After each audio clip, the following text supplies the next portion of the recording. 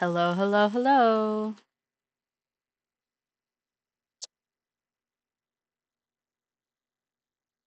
How's everybody doing?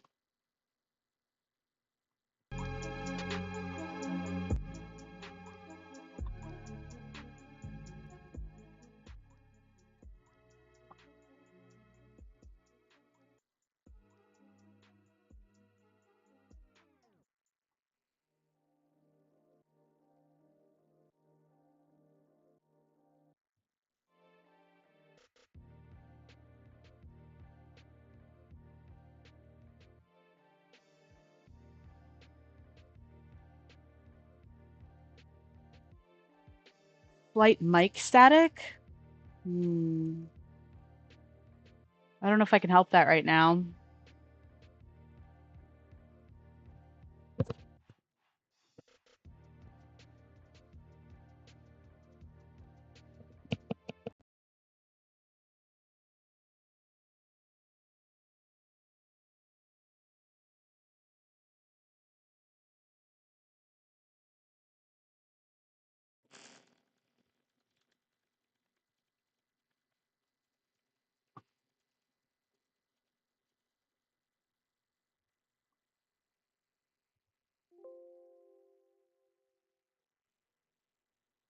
How's that? Is that a little bit better?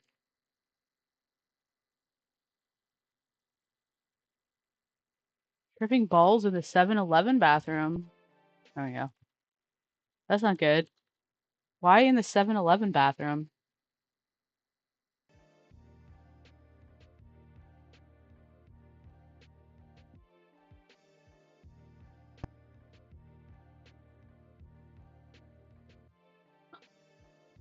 All right. All right, we're gonna get started. I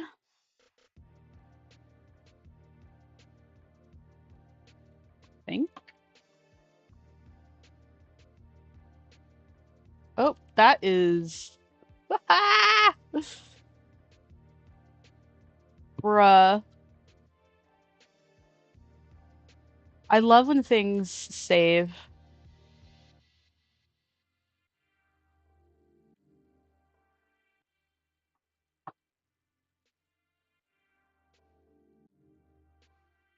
I'm a professional, guys.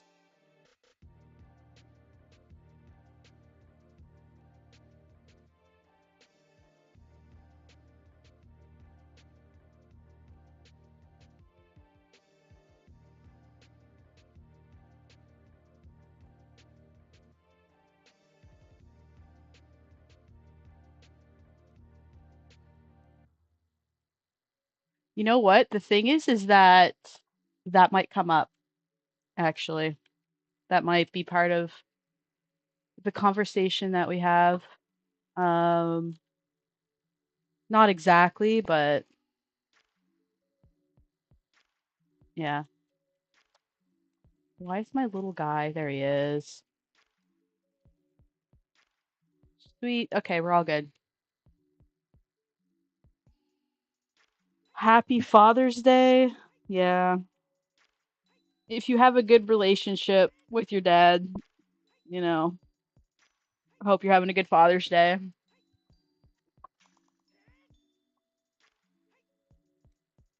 E. I'm gonna make my show smaller. We're gonna start talking now.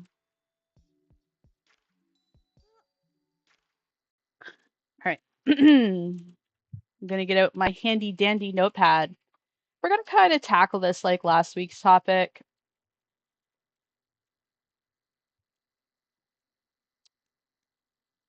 Notepad.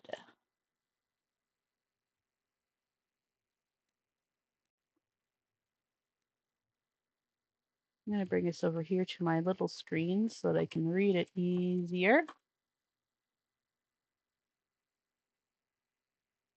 All right.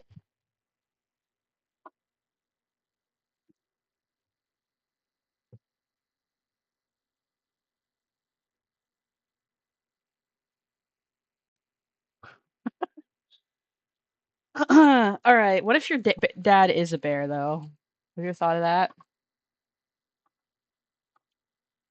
So there has been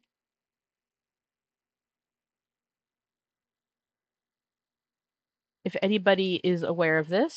Some people, I feel like trans people are a little bit aware of it, but if you're not trans, you might not realize, you might not have known this was going on. Or you might be aware of it, but lately in the past few years, and I feel like this has always been the case, but yeah, from Muslims in the chat, I do not want to embarrass myself trying to pronounce that, but I hope your holy days are treating you well. Um, but I will embarrass myself if I try to spell that. Anyway, so it's always sort of been the case that a lot of trans men have felt alienated from the LGBTQ community. I don't think that that's controversial.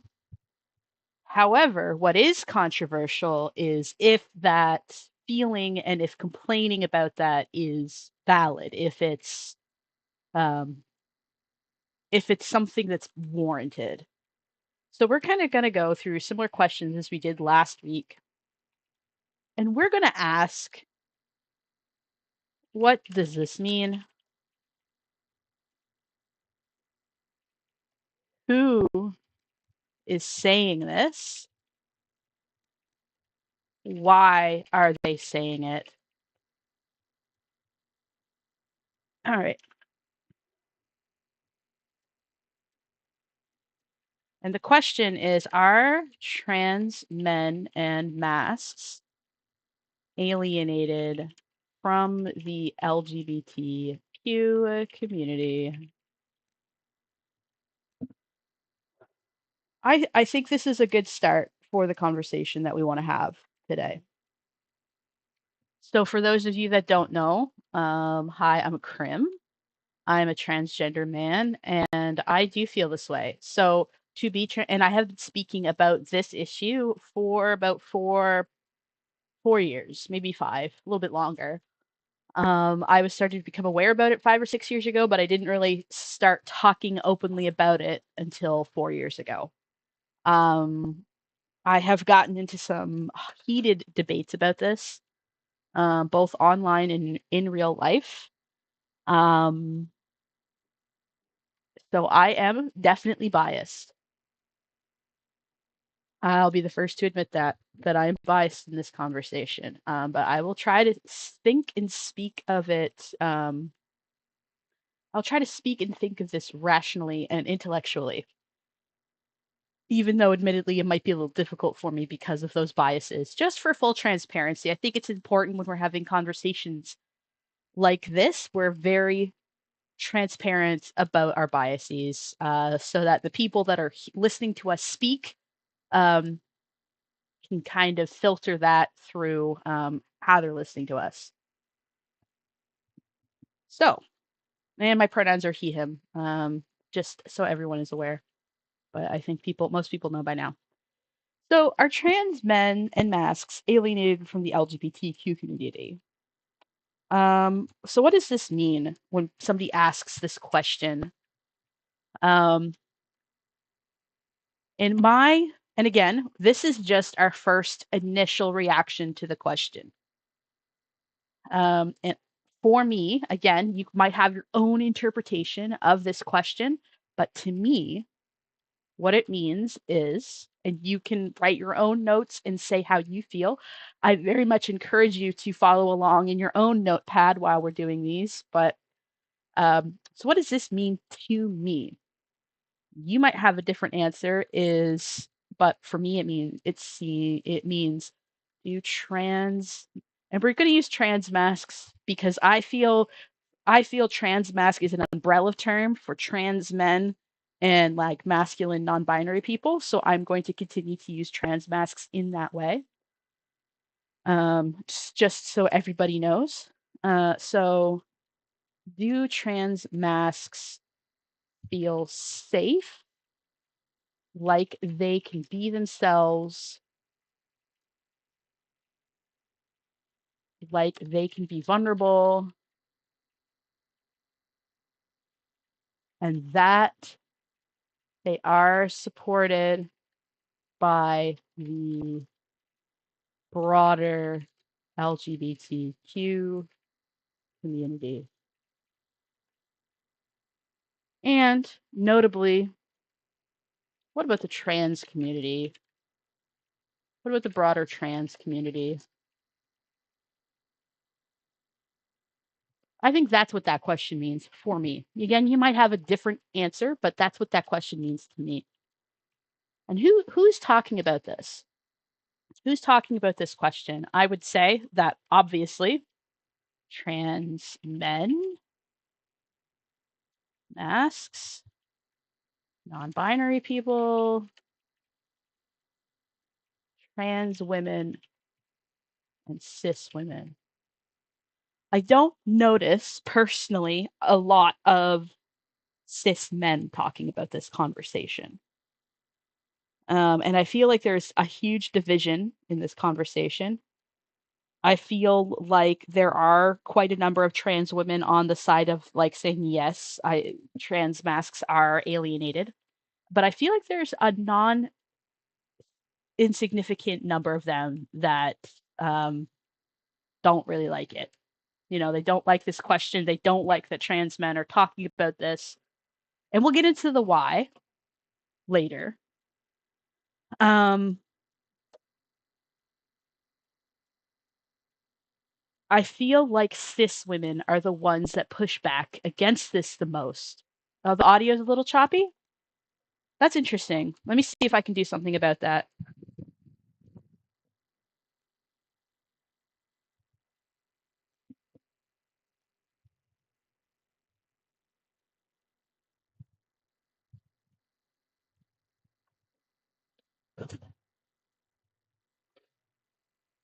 I'm going to talk about why cis men aren't really talking about this conversation in a second.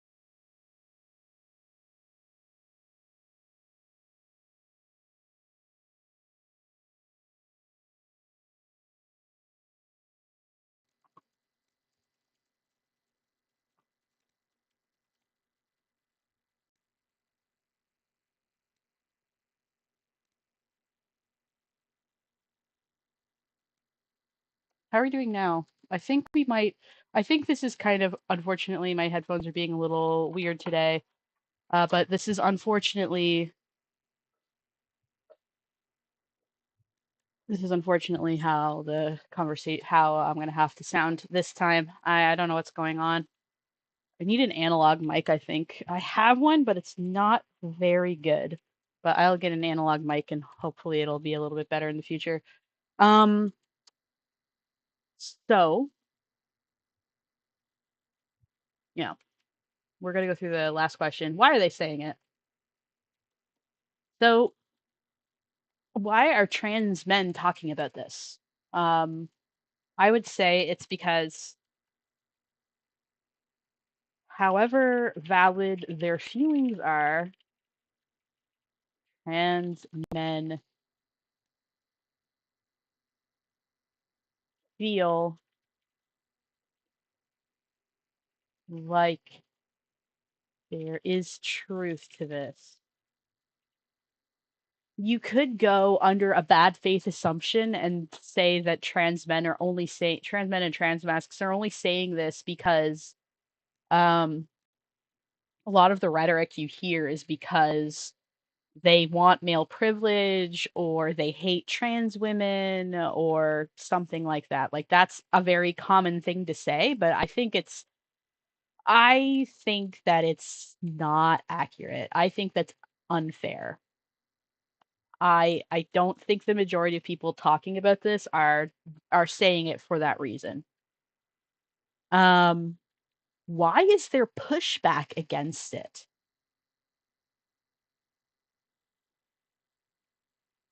And I think that that is going to require a much bigger conversation. Yeah.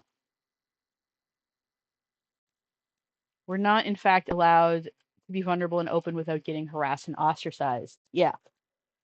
There's a lot of working parts to this, unfortunately. And I would love to watch a video by Jessie Gender that I really enjoyed. We're going to have my little notepad for now. Yeah.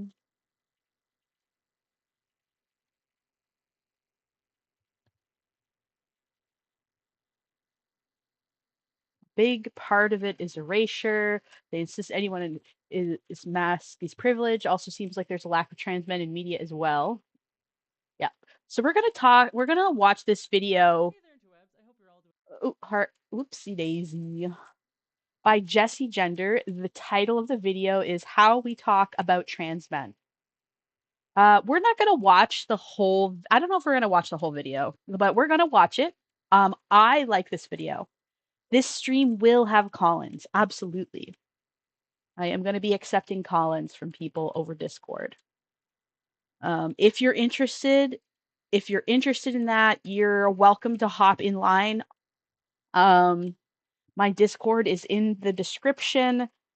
There is a section in events called Collins. If you want to jump into voice call, that's kind of like the queue there.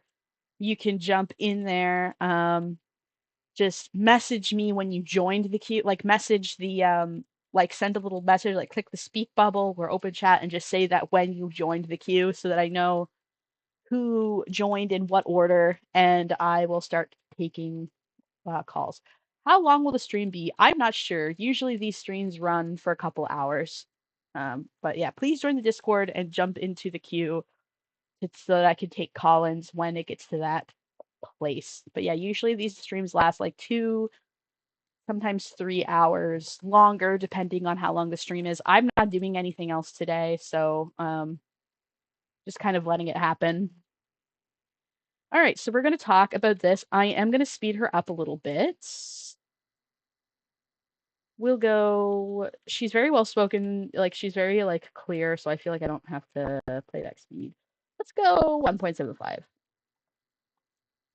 I like this video, to be clear. So I agree with what she's saying in this video. There's a few little nitpicks I have, but for the most part, it's a good video. Let's watch it. This is on her second channel, Jessie Gender After Dark.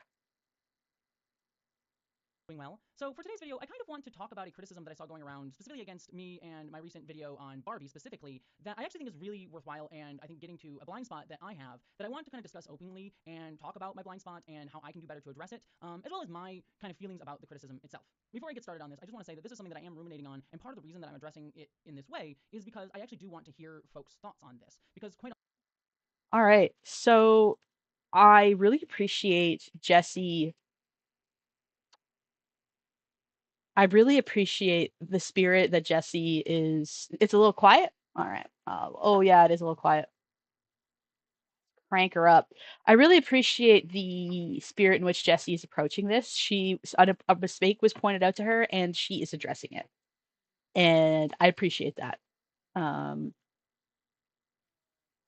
often, the way that these things are handled, like a criticism is put up, and then, I either have to ignore it or I have to respond to it, and then the way it gets responded to is often like replies on like Tumblr or Twitter or whatever, and it just ends up kind of creating like an adversarial conversation where more I want to have an open conversation. So hopefully this can engender that, but I do want to like accept the criticism and take responsibility for it, but also kind of present my point of view as well. So I just want to read out the criticism. Unfortunately, the person who posted the criticism on Tumblr, I can't say their name in a YouTube video. Not that I have a problem with it, but it is sort of playing on some terminology that YouTube would target me for. So I'll just censor their name, unfortunately, but please go seek them out. I think this person has good things to say. I kind of just stopped watching videos by trans essayists. Nothing against them personally, but there's just so much casual trans androphobia that gets slipped in, probably without their knowledge, but it's hard to watch. Jessie Gender from her Barbie video, she says something that basically implies that somehow trans men are like the common transgender, that he gets praised and benefited from his masculinity in a way that trans women do not benefit from their femininity. I just wish trans people would stop making sweeping generalizations about all other trans people solely based out of their own experiences. The video was about white feminism and the lack of Barbie's intersectionality, but then just ignore the intersectionality of trans men. all right. So there is a bit of a big word dropped in there, and that word is transandrophobia. Breaking it down, we've got trans, which refers to being transgender. We've got andro, which means men or masculinity, and phobia. So it is a phobia against trans men or trans masculinity. Like there's a few different ways that you can interpret that. And the person who coined the term, his name is Saint Dionysus on Tumblr. Now, Saint is a Tumblr mutual. I've known him for a while. Him, this isn't who wrote this post, by the way. I am also mutuals with the person that made this post, but I think we're mutuals. I follow them anyway, and they've reblogged my posts before. But I know of them, they know of me, um, and I usually agree with their opinions. And I agreed with this post when it came out, and I still stand by it. Um, so when Saint coined the term, his just by coining that term, his private information was investigated. His sex life was plastered all over the internet for everybody else to see. I'm not going to get into details because, people have been speaking negatively about Saint for years, even though he's not technically on the scene anymore. He has pretty much left the internet. He comes back to Tumblr now and then to reblog a few posts and be like, hey guys, why are you still talking about me? That's kind of weird. I'm not part of this conversation anymore. But people often use that dirty laundry of saints to discredit this term. But we've noticed that over the years, it doesn't really matter what word we use to describe this phenomenon of like this hatred towards trans men or this bigotry towards trans men. Every word that we've come up with has been quite quickly stamped out. We're not allowed to talk about it because just by virtue of speaking about it, it speaks over transgender women. And often the case is that the people saying this are not transgender women, but they're either self-flagellating trans men. They are feminine non-binary people, especially people that were assigned female at birth, feminine non-binary people, and cisgender women. Yeah, this is not the first or last word to be coined talking about this. Yeah, there's transmiasa, there's There's anti-trans masculinity. There's like a million and one words to talk about this specific topic. Most of the time, I have noticed binary trans women, especially ones that have difficulties passing um, or have difficulty accessing transition, tend to agree with us. Um, and also, a lot of non binary trans feminine people I've noticed tend to agree with us when we're talking about this, which is interesting to me, I think. Um, so, the fact that Jesse Gender is capitulating a little bit to this topic doesn't surprise me, because while I know a lot of people of her gender identity often make this oversight and there is that blind spot, once it's pointed out to them, they're like, ah, yeah, I can see how that came across and how I might be doing harm to people in my own community. That is my general experience with folks like Jesse Gender. And it's not, and trans women, trans femmes, not cis women, like none of these people are monoliths, but this has been my general experience. Okay, we're gonna keep playing.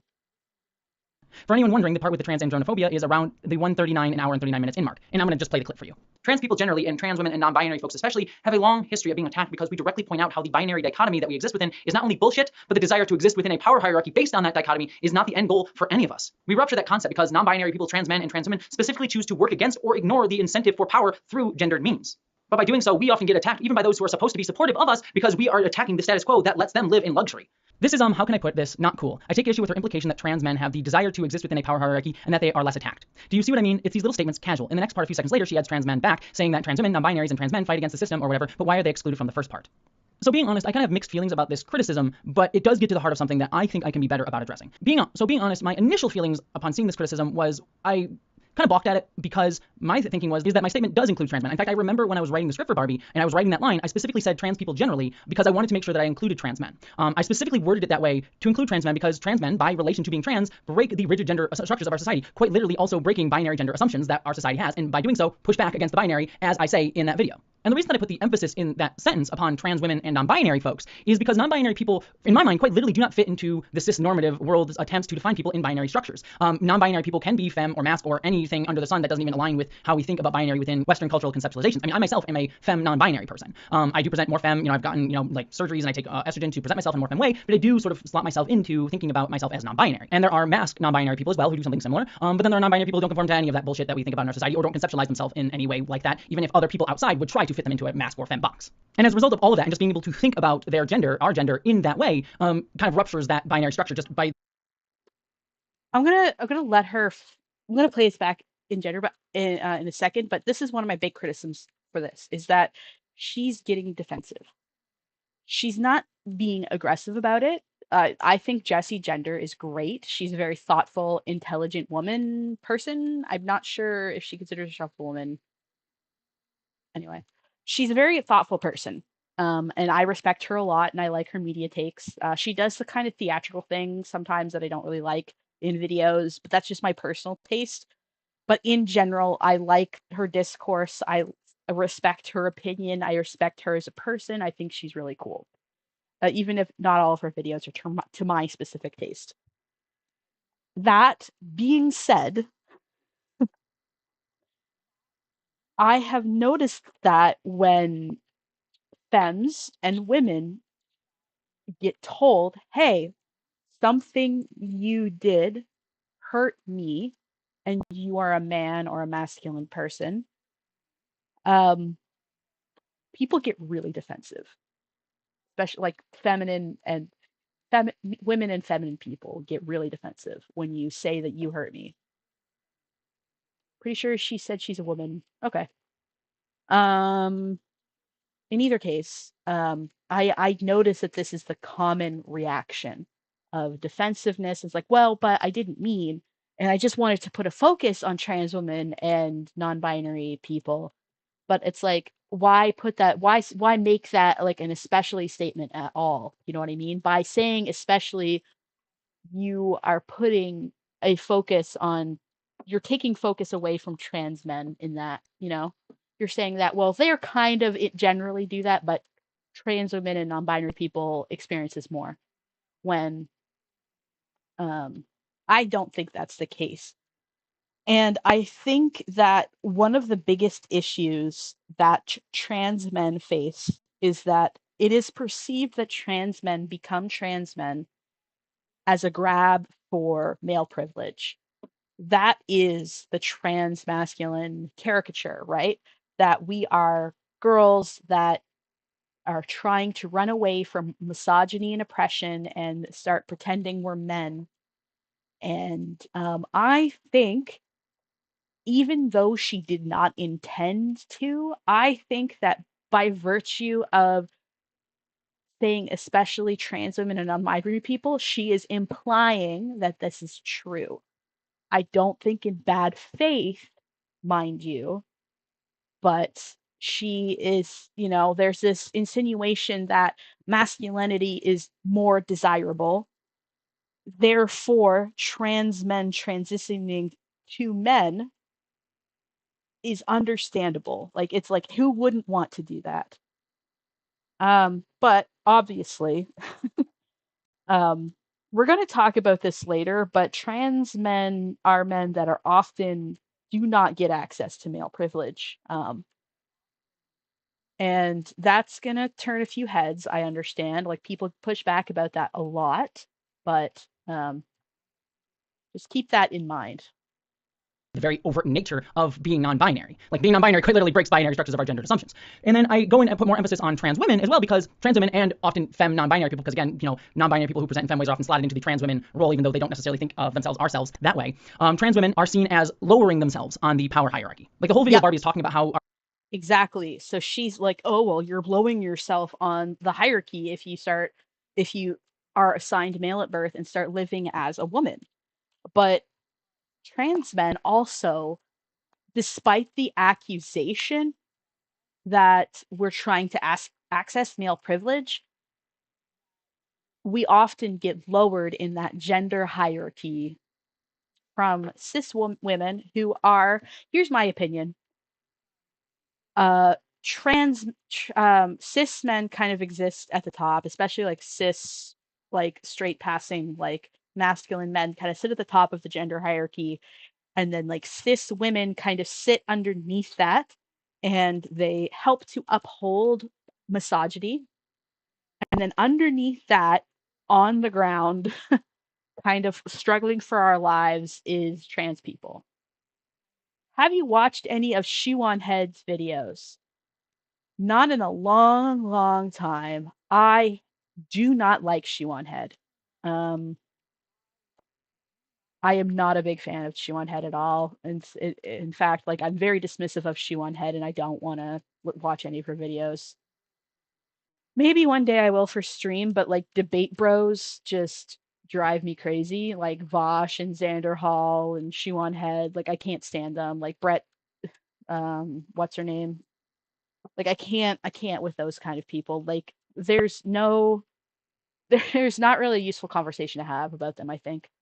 Not like other girls too. Electric Boogaloo is what it feels like half the time, the way trans masks are talked about. Oh my god.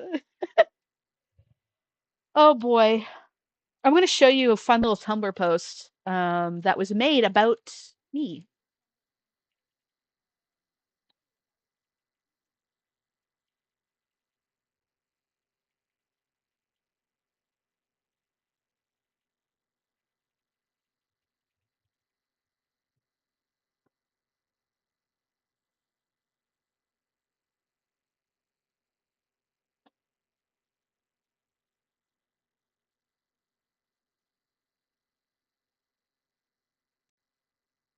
Got to find it.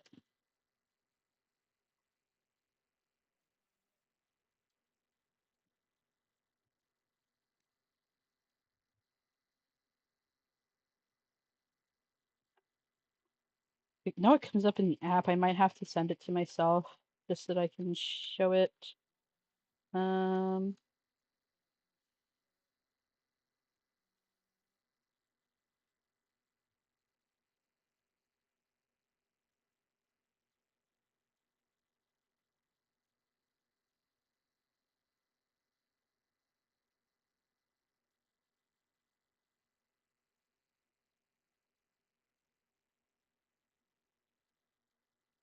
Shockingly, the post seems to have been deleted, which I'm surprised because it was up for years. But it was essentially a post saying that the reason that I am talking about transgender phobia is because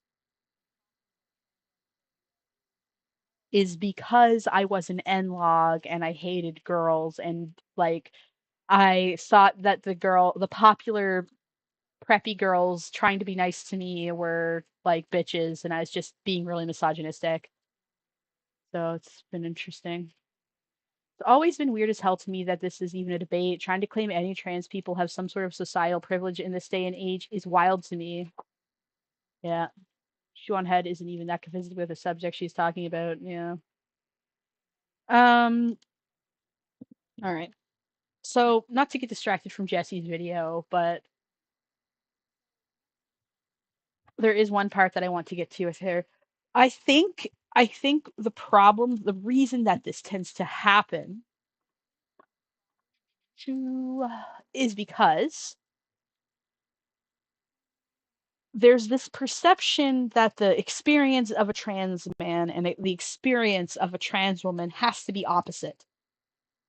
So, to put it in very basic cis heteronormative terms, I grew up as a if I grew up as a man and I decide that and people are maybe noticing feminine qualities about me and I have some dissonance with my gender, with masculinity, um, because I see myself internally as a woman. Okay?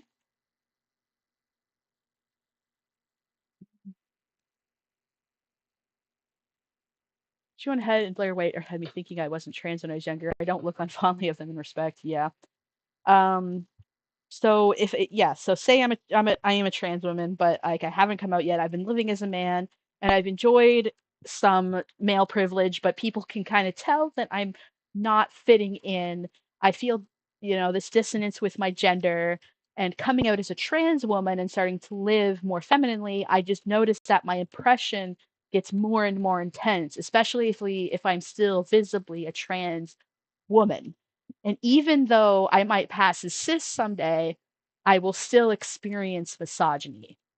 All right. So, with the logic that male and female are opposites, that must mean that, well, trans men are born women. So they're born a woman, they live the first part of their lives as a woman, but they might exhibit some dissonance with their gender, masculinity. And if people notice that, well, if I, a trans woman, if I was punished for showing femininity and dissonance with my gender, then trans men who are at the time living as women but are showing signs of being masculine, that must mean they get rewarded for it. Okay? And then when they come out and start living as trans men, they must be celebrated for that because I was punished. And when they especially when they start passing, they all stop experiencing transphobia just like I did, but they won't experience any sort of like hatred about being seen as a cis man. So there's this perception that trans women and trans men start at opposite ends of the spectrum and then walk towards each other and then pass each other by and then keep going in the opposite direction. I think that that's kind of where a lot of this thought that trans men don't experience, a unique form of transphobia. Unintentionally. I do think that sometimes, I think it's just a gut reaction, oftentimes. Like if I experience this and it's specific to someone like me, then there's no way that you can experience something worse. Like people that are struggling often do not want to come to terms with the fact that like not only is somebody else also suffering, but they might be suffering worse in some ways, or you might be contributing to their suffering. people that are suffering. Most people in general don't want to. They don't want to admit that they're causing someone pain or that they could cause somebody pain. They don't want to see themselves as someone that makes other people suffer. Not for nothing, but I see similar things happening with regards to intersex issues as well, which is very frustrating because to me, there's a lot of overlap in the struggle of transphobia and intersexism. Yes, I'm also intersex, and I have a lot of big feelings about this. So, yeah, hard to agree. There's a lot of overlap, but the only time the intersex people seem to be brought up is to be used as a bludgeon, um, for whatever. Uh, God, what's the word? A perisex, I think, is the term, like a non-intersex person's tool to be used at any given time, rather than actually taking a intersex person's point of views in mind. And I can get into my own feelings about being intersex later, but we're going to continue playing this video because there's a specific place that I want to get to in this video. Our society itself creates, power hierarchies based on these binary dichotomies that it sets up, white versus black, a man versus woman, that sort of thing. And women are seen as the like lesser power dynamic. And then in order to attempt to justify that power dynamic that was created by the societal structures that were put in place by those in power, they then say that it's somehow natural and normal. Like women are weaker than men, or black people are more animalistic, or whatever bullshit, racist, homophobic, sexist nonsense that they come up with, using pseudoscience or whatever phonology nonsense that they wish to use. And the way that that's often wielded against trans people is saying that we have some biological essentialization features about us, that trans men are always going to be women, trans women are always going to be men, and you can always see or tell or whatever, without understanding that like our biology is also varied across a spectrum, as well as biological features and sex characteristics or whatever are mutable, and also don't define how we think about gender in terms of how we can enact it within our society, because gender, as Judith Butler talks about, is performative, and we make gender real by our performance of it and how we think about gender in terms of how we enact it into our society overall, as those in power try to make it appear in order to justify their power hierarchies as somehow some natural way the world works. And whether or not Judith Butler, very intelligent person, wrote some very good books about trans ideology. Yeah. you want to fight back for women empowerment, it still often is the society itself is trying to slot you into these like dichotomies in order to remove intersectionality of that discussion. Hence why we get things like white feminism, where white feminists will talk about like empowering women, but will then go and try to push down black women in order to raise up themselves, because they don't see the intersectionality of that fight and how those power dynamics all stem from the same. Also, white women, even when they support black women, will often their big bad will be black men, even in cases where they're saying, oh, black women are valid. So white feminism has some like dangerous edges and sharp bits to it. Um, so anyway, we talked a bit about that last stream as well. Structures that keep everyone down. That's kind of what the Barbie video is about. And so trans women, by putting ourselves in what the world would see as like a lesser part of the power hierarchy, quite literally break this concept of like the narrative of our society that people constantly want to get power over people, which is often quite why that thinking will lead people like TERFs to say things like, oh, you're appropriating womanhood, because they still frame themselves in that thinking about a power hierarchy. And so for what they see as men to come into their space and like claim their victimhood or whatever nonsense, like it kind of goes back to that same power hierarchy dynamic and framing. It's also why they will frame trans women as men to create, again, that power hierarchy and to otherize trans women from a women's space, because again, it's just sort of sliding into that us versus them mindset that these dichotomies try to engender. All that goes to say, and getting back to the criticism, is that there was a reason I put the especially emphasis on trans women and non-binary folks in that sentence, but at least in terms of how I was thinking about it when I wrote that sentence. In my experience, men tend to punish women or AFAB people who don't perform femininity.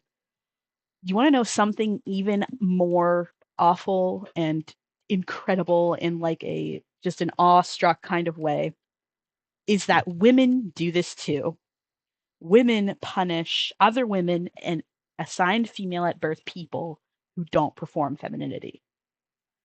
And basically any masculine person who was assigned female at birth, whether they be cis, trans, non-binary, intersex, what have you, can speak on the fact that women are probably one of the biggest policers of femininity out there.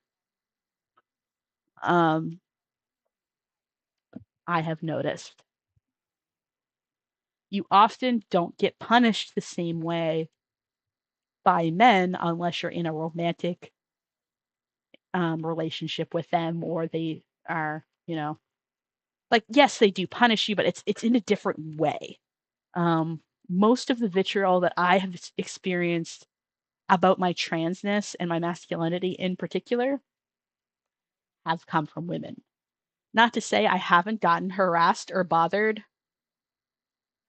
Yeah, that's a lot of words, Jesse. Not to say that I haven't gotten harassed or bothered by men, but usually it's for like immutable features of myself, like my weight. I guess they're not immutable because I did in fact mute them. I did mutable those features as it turns out. Like I did lose weight and but like I used to get like comments about my chest size when I was younger because I was busty as a teenager and oh boy, being let's to cut through the crap. Being a teenage girl with big boobs sucked. It sucked, dude. The body dysphoria did not help, of course, but damn. I've definitely thought of oh, definitely. Though I admit I face more misogyny from men is cause I work in a more male-dominated field, so they're more obvious about it. Fair enough. Hello, fellow imp. Hello. Somebody called me a hobgoblin recently, and I was very offended. Thank you for the description, Obsidian Archives. Um, yeah. So I just think it's interesting how Jesse, without realizing it, is playing into this idea of trans men wanting to make a grab for power in the gender hierarchy. Because I can tell you that most trans men, that is not their experience. I did mean to include trans men in that sense because I said trans people generally, and that includes trans men. That was my first feeling in response to this criticism. Like, I did include trans men, and there's a specific reason why I put an emphasis on trans women and non-binary folks. And then I also talk about trans men as this person who's criticizing the video says a few moments later. But I just don't specifically call out and put emphasis on trans men in this moment. That all being said, though, if I take a further step back and stop coming from a place of defensiveness, I do see their point because Okay, Jesse just did something that I love. Because remember how we sort of talk about our initial questions?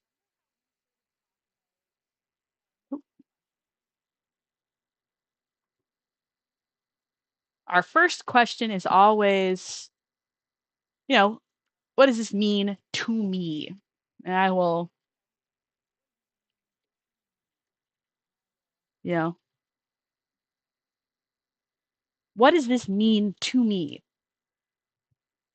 And we acknowledge that this initial feeling might not be valid. That feeling could be incorrect, it could be irrational, um, it could be defensive, it's really important when you're critically thinking to not ignore that first initial feeling. You have to see that initial feeling that you have because if you're pretending that you didn't have it, it's going to seep in and it's going to distort and it's going to taint the rest of your conjecture and discourse, right? If you're trying to pretend that wasn't your first reaction, then what will happen is that you can't acknowledge where it came from. You can't sit and like hold it in your heart and like ponder over like was this a rational response? So what Jessie did here was she did get defensive on her first reaction to it. Um, and then she realized like, maybe I need to take another step back. And that's exactly what you got to do for critical thinking. All right. Let's read some chat. I passed out and just woke up. Did I hear hobo goblin? No, hobgoblin. Sometimes I get called a hob. My little creature, my little crimp down there gets called a hobgoblin. I'm not trying to make a grab for power. I just don't vibe with being considered a woman. Yeah, that's literally that's literally what it is. Kind of off topic, and I don't remember where I've read it. There's a study on what each age gender found attractive, and with men of all ages, especially older men, they like women below 20. Ew, brother, ew. That would probably be straight men. I don't, okay. So I don't like talking about, especially in these conversations, I don't like talking about studies without a source. So let's just put that aside. It is off topic and we don't have a source for it. Um, it also, like, especially if you don't have a source for a statistic like that, it can just lead to fear mongering. So let's keep that in mind. Anyway, so we're gonna go back to Jesse's video. Gender essentialism bad also. Yeah. Yeah. All right, let's finish watching the video or this part of the video. There is sort of an implicit assumption that I made of like, why don't I need to call out trans men in that sentence? Why can't I just slot them into trans people generally? Why can't I just say trans men, trans women, non-binary folks, break the binary assumption, and then go further into that stuff? And I kind of figured that some of that would be implicit given the entire context of the video, but it's not stated. And the assumption by me that I didn't need to make it explicit kind of goes to that, blind spot of mine. And as they say, transandronophobia, in the sense that like I didn't think it necessary to. And that goes to these implicit biases that I have as a femme-presenting trans woman. And going even further to talk specifically about the Barbie movie, this is something that, I could have done a better job getting further into. Like, there's a lot of things I cover in the Barbie video. I talk about the racial dynamics of the film. I even talk to Foreign Man in Foreign Land and Princess Weeks in the video, and supposed to talk to them about the racial dynamics of the movie, because that was something that I didn't feel I could speak to from, authentic place, because I am not black. So I included in the video to include that perspective. And then I spoke from a non-binary and trans woman perspective as well. But why did I not wish to include, trans men, like get a trans man, I have to have that conversation within the video? And part of it, to be fair, was like the video's really long. I really actually, the impetus for me was to talk about like my perspective as a trans woman, but then also talk about these racial dynamics that I saw throughout the film that I wanted to give voice to. And that was like sort of like the reason that I wanted to go into the video. But there is something to be said that like I didn't have the impetus to talk about trans men within the video. And when there's a moment where I do talk about trans men, there's an implicit blind spot on my part to not feel the need to explicitly call that out and say it specifically. That like I didn't feel like I could speak for trans men, or the moments where I can talk about trans men, I sort of slot them into a more generalized statement instead of explicitly calling trans men out. Like that does speak to my blind spot. And I guess the answer is like I either should have included trans men more in the video, or I should have been clearer about like where the place that I had to stop from where I was coming from my perspective was. And not to So here we go. This, I'm sorry, Jesse. I'm sorry. It's not a good. There we go. That's a little bit more flattering. Uh, um, this is so valuable, so validating for her to say that, yeah, I'm coming at this from a trans feminine perspective. And you know what?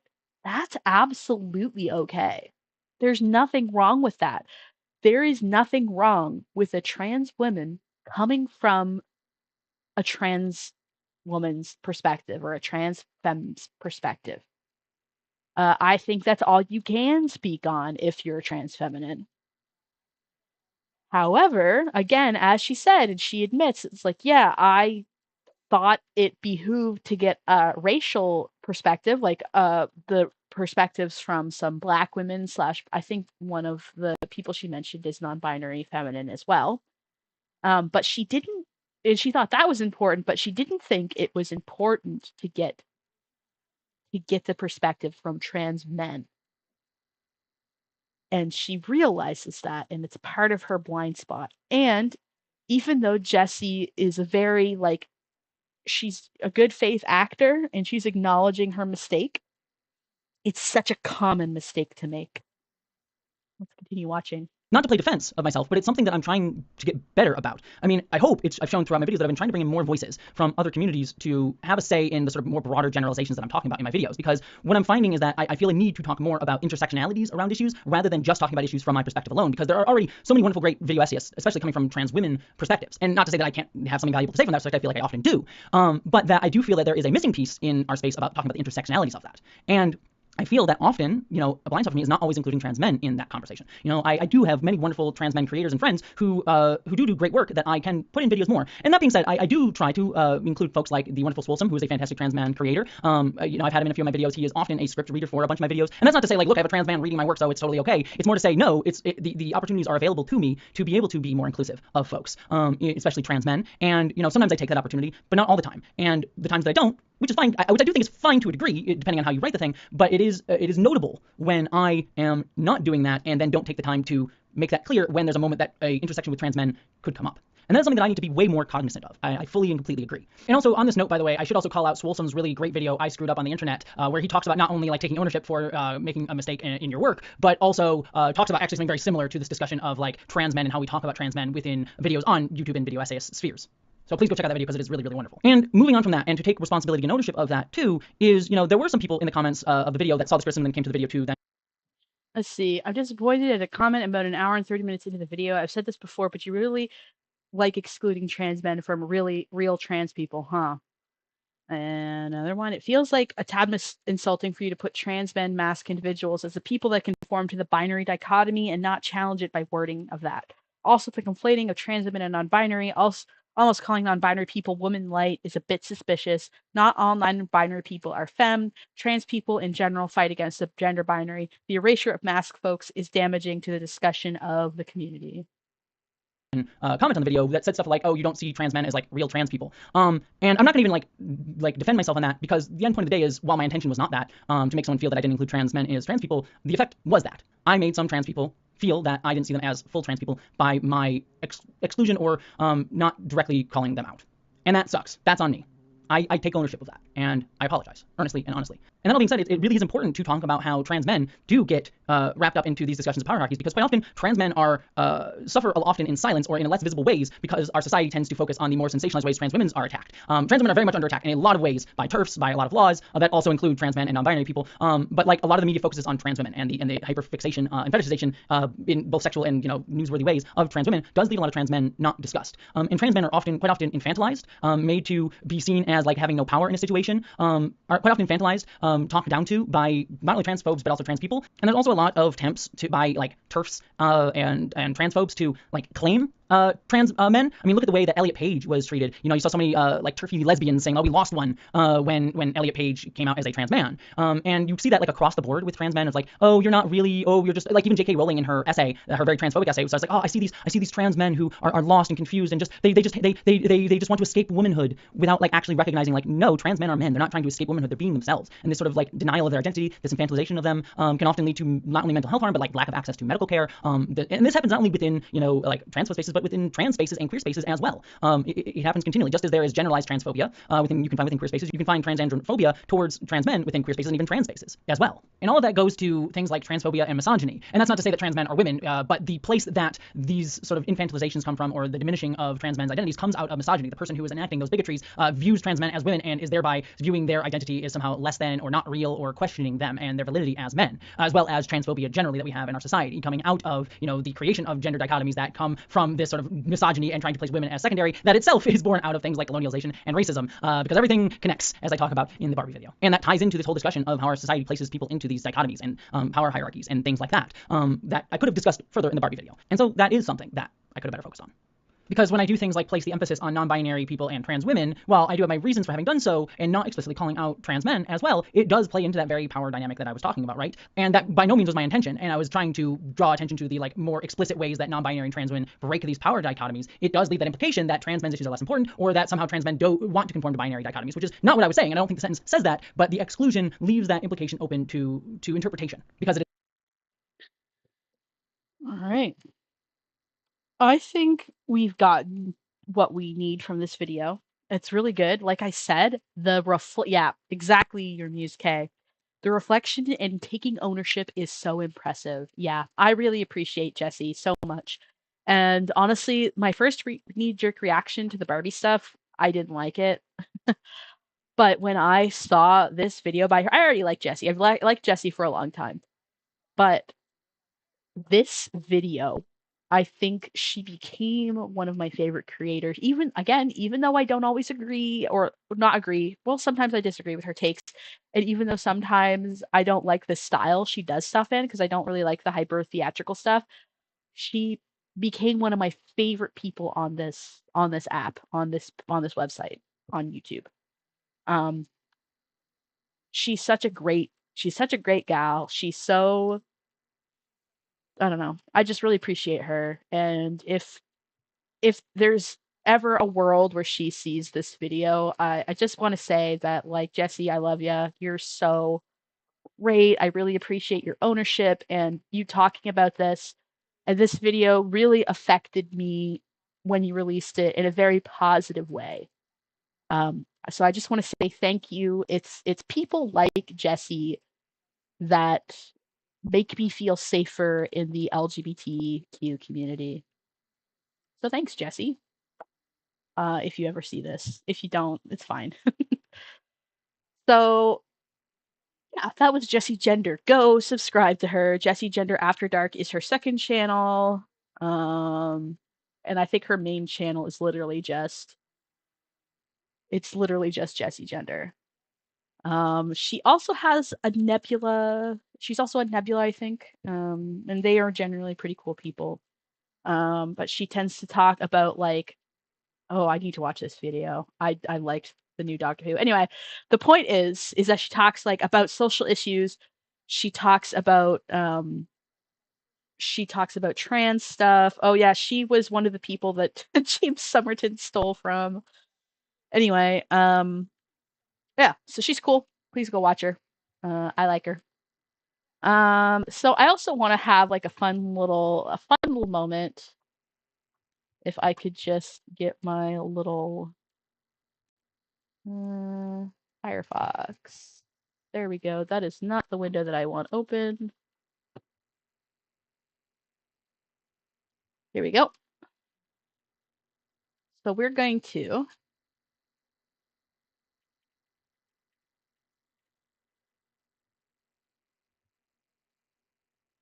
yeah, a lot of Star Trek. But I don't know if you've ever noticed this. So you know the font that I use. I'm a Trekkie too, and other Trekkies may have noticed this because the font that I used is a Star Trek font. It is the font used in I think the original series. I'm also a Trekkie. I love Star Trek, so yeah, the font that I use is a Star Trek font. I think it looks fun. So, oh, shouldn't have clicked news. So we can see this inherent bias against trans men, even if you search transgender. Um, let's see. Just on this first section, we have one, two, three, four, five, six, seven, eight, about 8 entries per line. And of these 8 entries, there is one, two, three,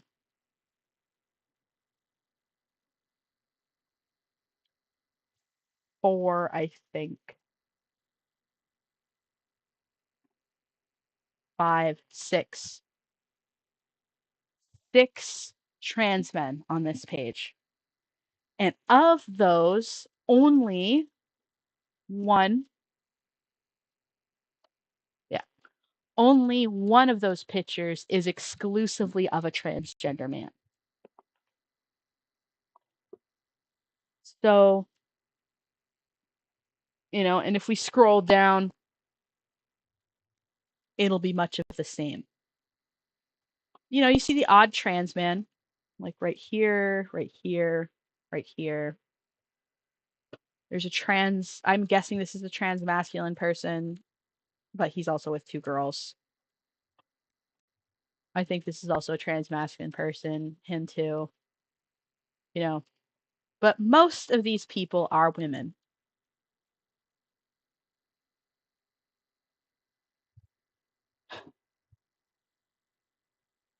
Yeah. I did always find it odd that I don't see many trans men on online compared to trans women. Yeah. Hi, Krim. Just got here. What are we doing today? We're talking about trans men, trans masks, and the alienation from the LGBTQ community. Now,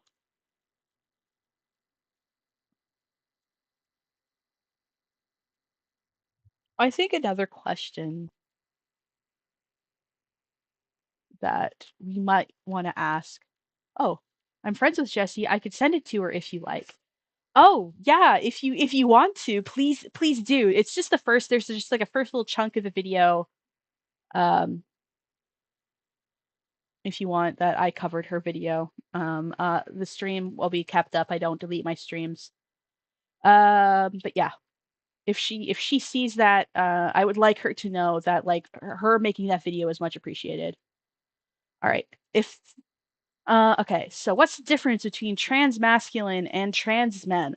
Trans masculine describes, in my opinion, and some people don't see it the same way that I do, but to me, trans masculine is an umbrella term for um, transgender men and masculine non binary people that are usually assigned female at birth but there are like people that are assigned male at birth and intersex people that might fall under that umbrella too. You're kind of, if you are trans, and you consider yourself a masculine trans person, you could probably slot yourself under trans masculine. Um, but in general, trans mask. She and James had a little conflict, but she was not one of the people stolen from. Oh, my bad.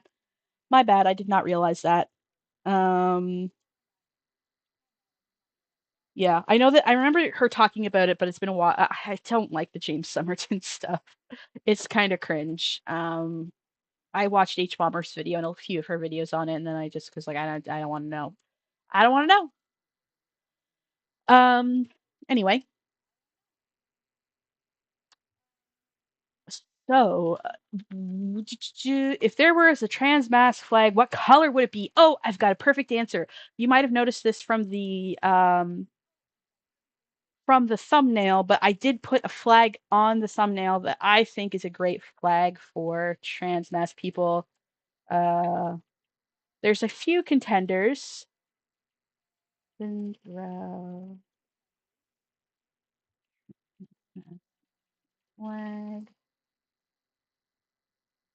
There's a few contenders, but my favorite is this one. I love this is the one that I like. And there is a version of it that has um like a lavender lion on top. But this is my favorite trans masculine flag. This is the one that I personally use. So I don't really like uh the trans flag, like the classic one, really.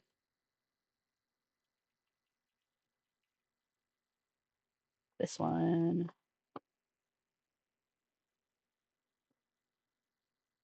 Oh, very small. Why is it so little?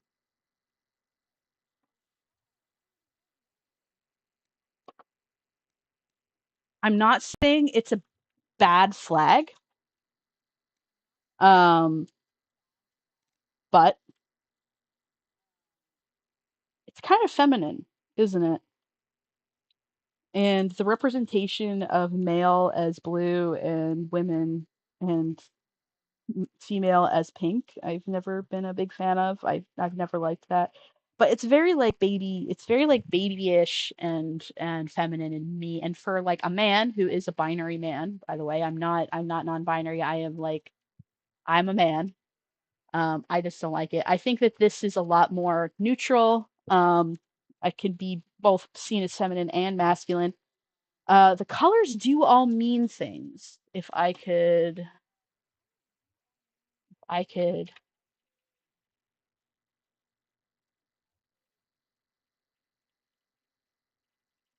could pull it up.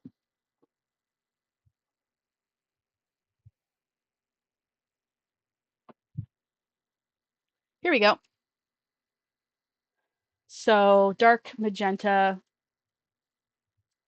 solidarity and shared community with trans femmes and all trans people. Pink, gender nonconforming femininity and reclamation.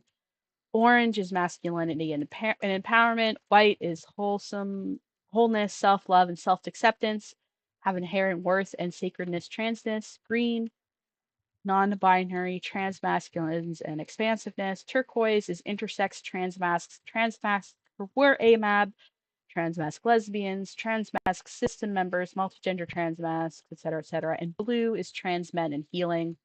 And the lavender lion uh, is, you know, it's queerness, solidarity with all marginalized people. The rose is centering trans masks of color, and the lion is strength, visibility, deserving better, referring to the existence of trans masked lions.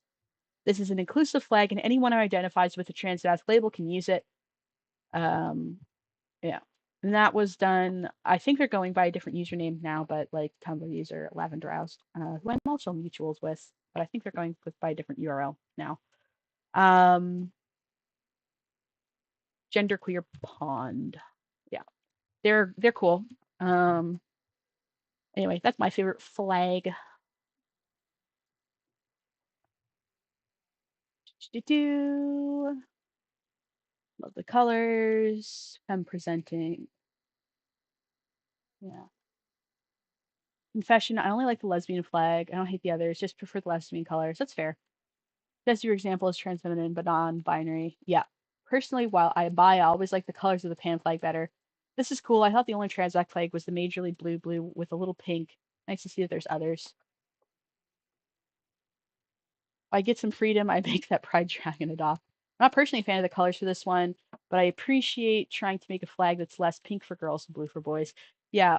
The reason that I like it is because it's very good color theory. You've got kind of, and it's also very reminiscent of the actual like rainbow flag. You've got the same sort of color progression. From a distance, it kind of looks like a rainbow, which is why I like it. We're not just here to talk about flags. um, there's like a bunch of other like this one. I don't like most of these. This is the only one that I've liked um, that have come out. But anyway,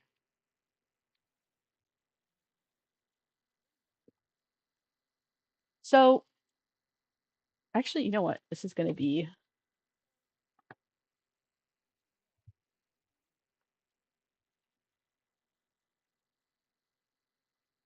yeah, that's going to be our background for now. A little bit hard to read the text, but like the chat, but that's fine. So that's kind of where we are right now, and I think I'm going to start Collins a little bit earlier. We haven't really come to a conclusion, but I think that's okay. I think I want to start hearing the opinions of other people before we make a conclusion today. Is this the hemo spectrum? Get out of here, you filthy homestuck. Not the bloodstained hospital floors. All right, so if you would like to call in, um, jump on my Discord, and if nobody calls in, then I will continue to blabber because I still have stuff to say. But I would like to hear from people, if they would like to call. So call-ins are now open. I will start taking them now. I'm probably gonna have to call you directly, just because of the way that like I wanted to mute people by default and then take calls as they come, but Discord's stupid and I didn't fix it yet, so I'll just call you directly if you're sitting in the queue. But yeah, just join my Discord, go to events, and then there is a call-ins section. Just join the voice call, and I will get to you. But until then, gotta go, work to do, but I'll try to find the time code and send this to Jesse when I can. Beat to the law, give you subscribe, and I'll try to check out more of your work. Hope to see you around. Thank you very much, Adam Myers. I appreciate it. All right. So nobody's in just yet. I think if I join voice, I will hear blips if they happen. I'm going to mute myself though. All right. Perfect. Got to head off and get some stuff done. Enjoyed listening to you. Thank you. Thank you. Social anxiety kicking my ass. Yeah. You just kind of got to go for it sometimes.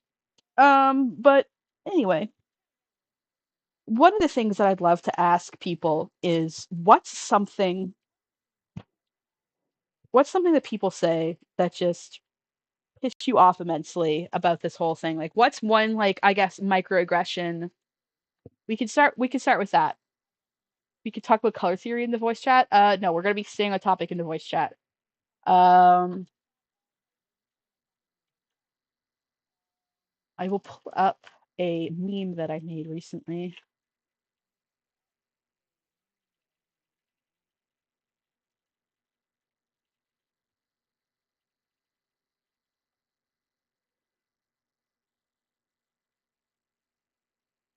Might be interested in my H Bomber Ruby video reactions. Okay. Yeah, I had some stuff about Lily Orchard and some of my other videos. But we're not going to talk about her today. Thanks for the subscription, Adam. Where's that meme I made? It was a brilliant meme.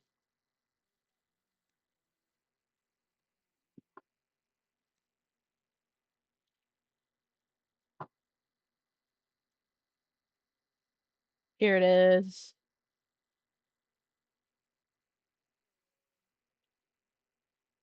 The thing that really gets me going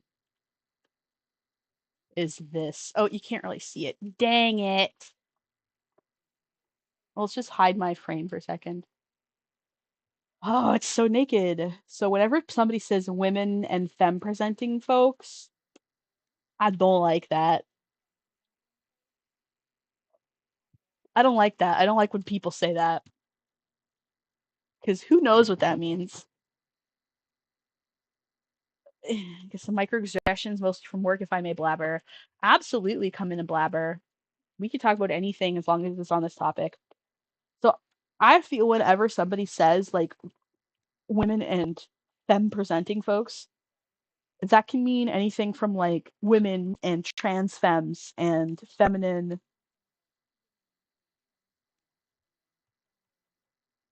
yeah, feminine non-binary people. Or do you mean like do trans men get included in that? Are you calling me feminine? Like I don't consider myself feminine, but anyway. Can I talk about ace experience because I don't know much and let others talk about theirs. If you think there's some overlap, if you have some perspective to comment on it, I would love to, especially because trans men are really just the new fucking it's the new butt monkey in the whole they're the ones taking their turn getting shat on by everybody else. Bisexual people, it's happened with bisexual people.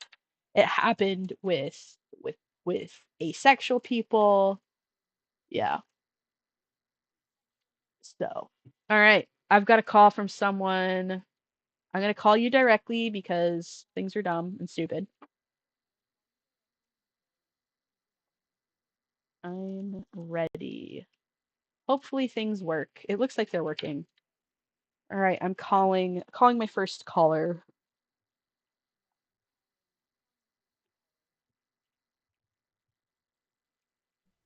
Hello, can you hear me? Hello. Hi. Hi. Welcome. I'm going to turn you So, down a little bit. Can you first, before we go any further, can you tell me like what you would like me to call you, your pronouns, and like what perspective you're coming from? hi. So, my name is Zenith. I go by he, him, or they, them. Hmm. And I am coming from the perspective of just working as a sort of janitorial position in a nursing home where I have to clean up a lot of fecal matter and a lot of like more disgusting things I don't think anyone wants to hear about during this lunch and dinner time. Yep. But it is mostly just the perspective of like I work around with a lot of guys, and whenever I am tasked to either clean up after people who've just had a like let's say like a Code Brown. Let's call it Code Brown. it's code brown, and it's like all over the place. A lot of them usually try to be like, I could take care of it if you want. I know you just had lunch, but I could take care of it, even though this is my job. I have signed up for this and I am being paid to do this. Hmm. And I get it's under the implication of wanting to be helpful, but it feels less about like, oh, I don't want this femme presenting person to get dirty. I don't want them dealing with this type of shit. Hmm. And a lot of the time is, especially with my coworkers there, is sorry, I'm trying to find the words. No, go ahead. Take your time. Take your time. There's no rush.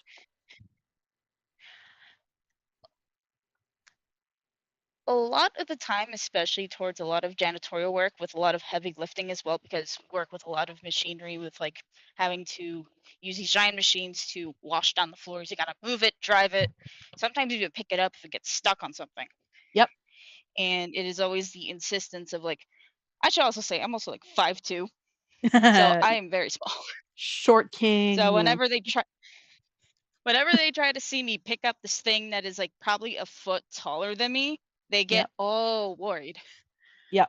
Anyway, that's all I just wanted to say. Just like in a male dominant work, especially for cleaning up after code browns and sometimes code reds, uh, Yep. they always just want to try to take over. And I know it's not out of malice, but I think it's from a unchecked perspective of seeing Yeah, someone small, someone kind of femme presenting, and thinking that they immediately need help or can't handle the job they are been hired for. yeah. Now, now we could like, there's a couple different places that we could take this. We could take this as like, hey, do you want to talk about like male dominated fields versus like female dominated fields and how trans people, especially trans men, are treated in those? Or do we want to take it more in the direction about how trans men and trans masculine people are treated by cisgender men? What do you want to talk about? I think it would be very interesting to hear the topic of a trans man in a male dominant field versus a trans woman, because I think that would be I more or I less can't bringing out all the blind spots. Oh, I can't see. Here's the sorry. thing. I No, it's okay. It's okay. I can't talk about that. Like I'm not a trans woman, but I am a trans I man know. in a female dominated field. Oh. So I think that we could have an interesting conversation about that. So in my day job, I work in childcare and like youth work and like in therapy settings. Actually, this week Hmm. I'm being shipped off to go work at a summer camp. And the first year I worked there, uh, there was only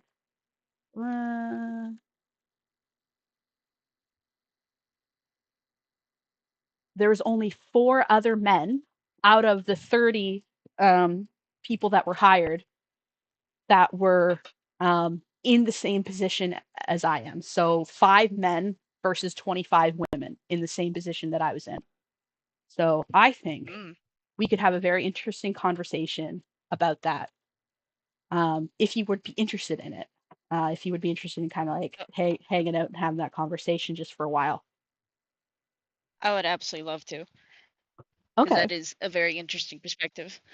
Yeah. So not to say that I'm not interested in hearing it from trans women in male dominated industries, but like, you know, I can't We talk gotta on that. we gotta Yeah. get some trans femmes in here.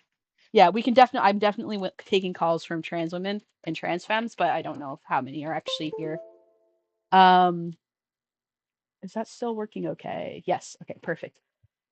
So yeah, so you are in a janitor in the like janitorial custodian sort of field, which is often considered blue collar work. Um, Hmm. I think don't think that's I don't think that's I don't think that's I don't think that's debatable there. So I have a question for you. Did you transition? And if you feel uncomfortable with any of these questions, we can skip them and just talk about something Okay. else. Did you transition before or after you got into that job? I've transitioned during that field of work. Mm. Do you think that that colors their perspective on you? I'd say for some of the ones who haven't quit, there's definitely new blood coming in and out of that field. Yeah. Do you mind if I read back on the chat a little bit? Just because I Hmm. noticed that we're talking about some things. All right. Absolutely. Yes, the ace phobia still happens to ace people. It absolutely does. I'm not denying that. It's just, one of those, they came for the socialists and I didn't care about the socialists sort of a situation. And then when they came for me, there was nobody left to defend me situation. I shouldn't say that like biphobia and ace phobia stopped happening. I'm just saying that trans men recently got added to that list. I should have worded that better. I think I generally say femme presenting folks. What I mean by that is anyone who identifies or intentionally expresses themselves as femme.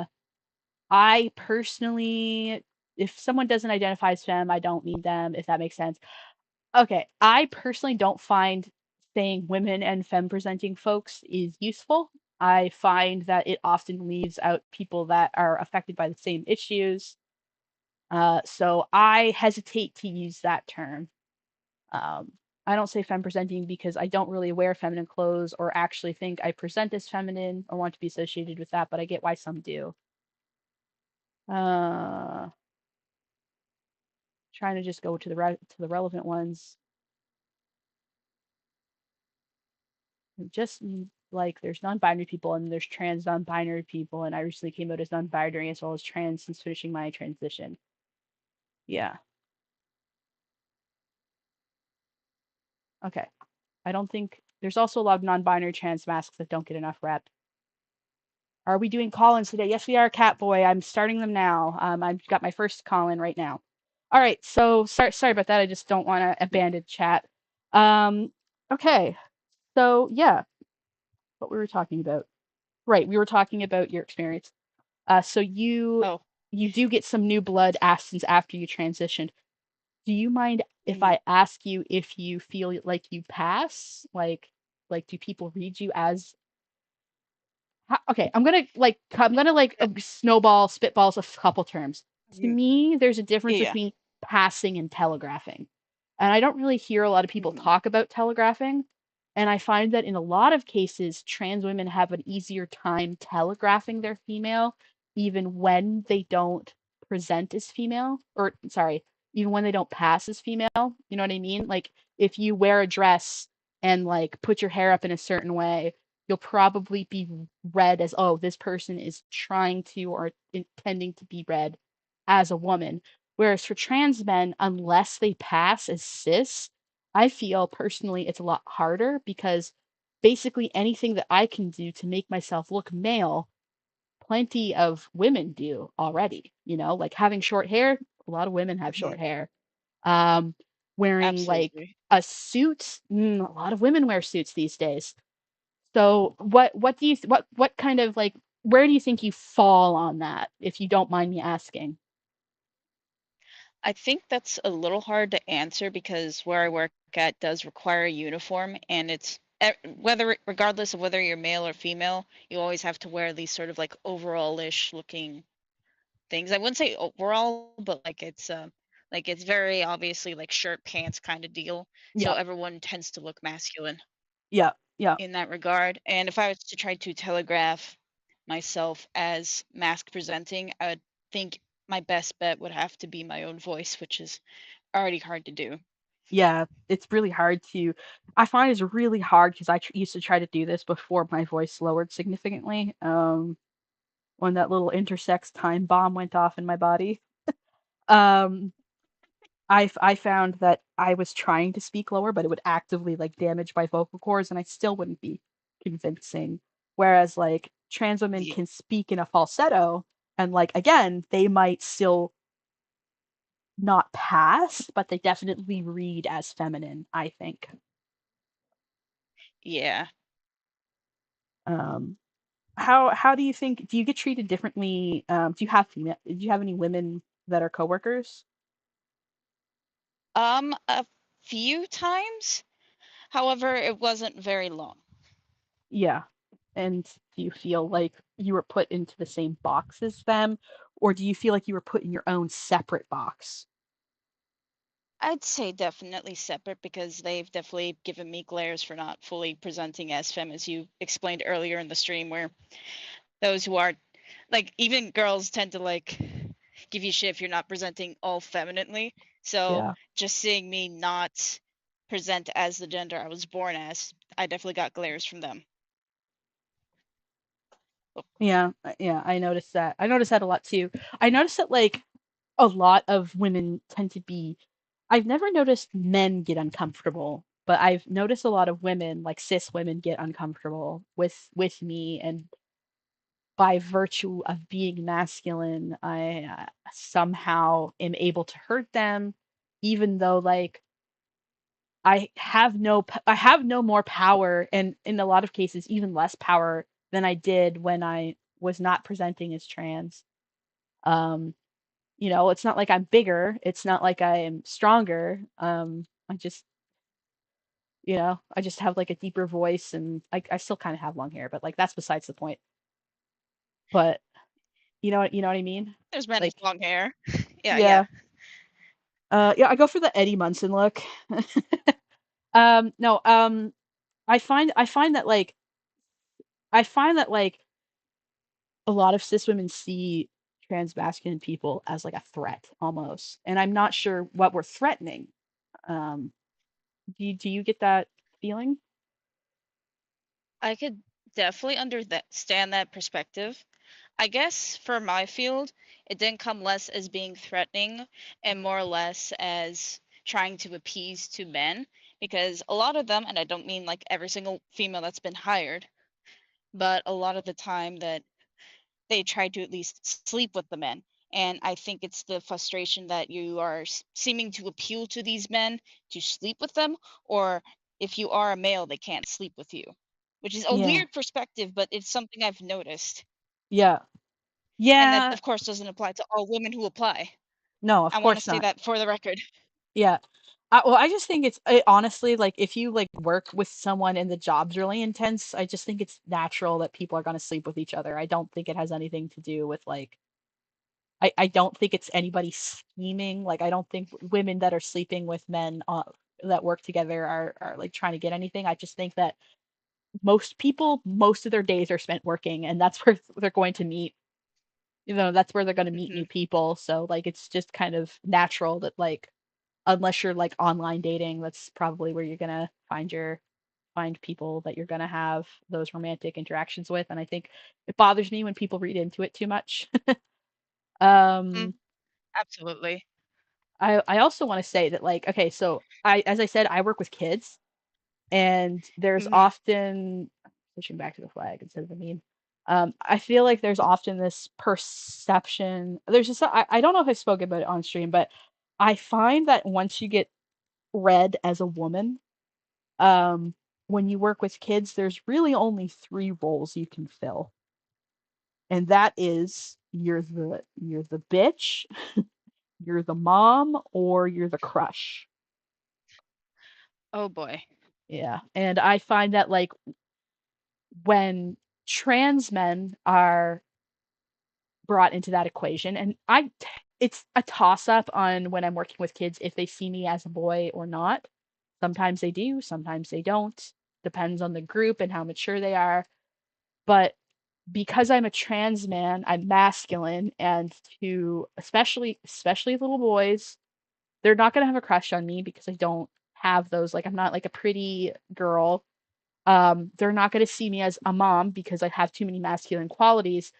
So even if I'm kind to them, I'll automatically be slotted into the bitch category. Oh, Yeah, it sucks. And that's not again, that's not all of them. But if you can't be their mom or if you're not attractive to them, often you get slotted into the bitch category, is my experience. Luckily, I don't give a shit what they think about me. But that's good. yeah. Um, did you have anything else? Were you gonna say something? I sorry if I was talking over you. Uh, I don't have much to say. Um, hmm. I do want to try to continue this kind of discussion later. Yep. However, I do have to hit the road soon. So, of Okay. Well, thank you so much for calling in. I really appreciate it. And you can hang around my course. Discord, have questions, and we can talk further. But thank you so much for coming on the call. Yeah, Right. yeah, Ah, absolutely. And yeah. good luck with your stream. Thank you. Bye bye. Bye. All right. What else have we talked about? Identify with hippies in the 60s who were named River and Mountain and their gender was love. Fair enough. Um, sorry I'm late. I was doing something with my paw. I don't really think I can add any to this conversation, so I'll just that's perfectly fine. This convo about trans men and masks passing is too real. I can wear a whole ass Lolita dress or men's clothes, and I will be read as a woman in both outfits, no matter what I do. Yeah, and I'm not saying that like trans women get like a privilege from this whole thing that I like to call telegraphing, as I mentioned, but I feel like it does get a little bit easier for certain people in certain spaces. Like to me, especially early on in my transition, before some of my like hormonal problems started happening with the intersex condition, for me, people are like, well, what direction are you going in? And it's like, okay, like they have to ask, or like they don't even realize that I'm trans. Even other trans people wouldn't realize that I'm trans. Anyway, who else is here? Collins. Ooh, I don't know who came first. I'm gonna take Catboy first. Just like last time, I'm gonna have to call you directly because um, come on.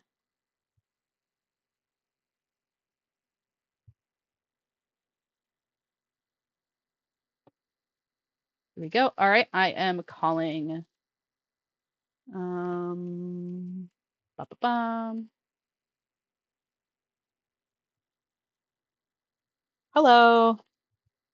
Hi, so as you may know, I am a seasoned Tumblrina in the discourse. Yes. Yep.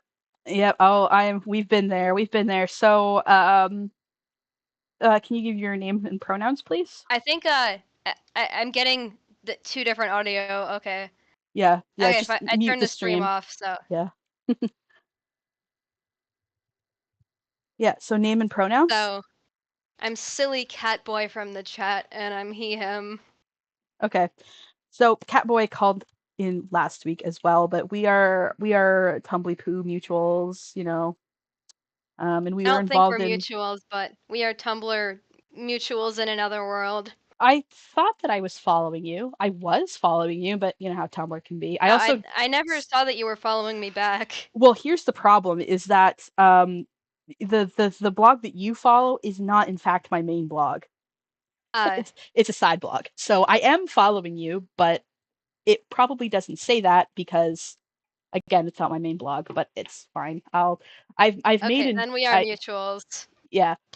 Um anyway, yes. So I'd love to hear what you have to say because I know you have a lot of things to say about this.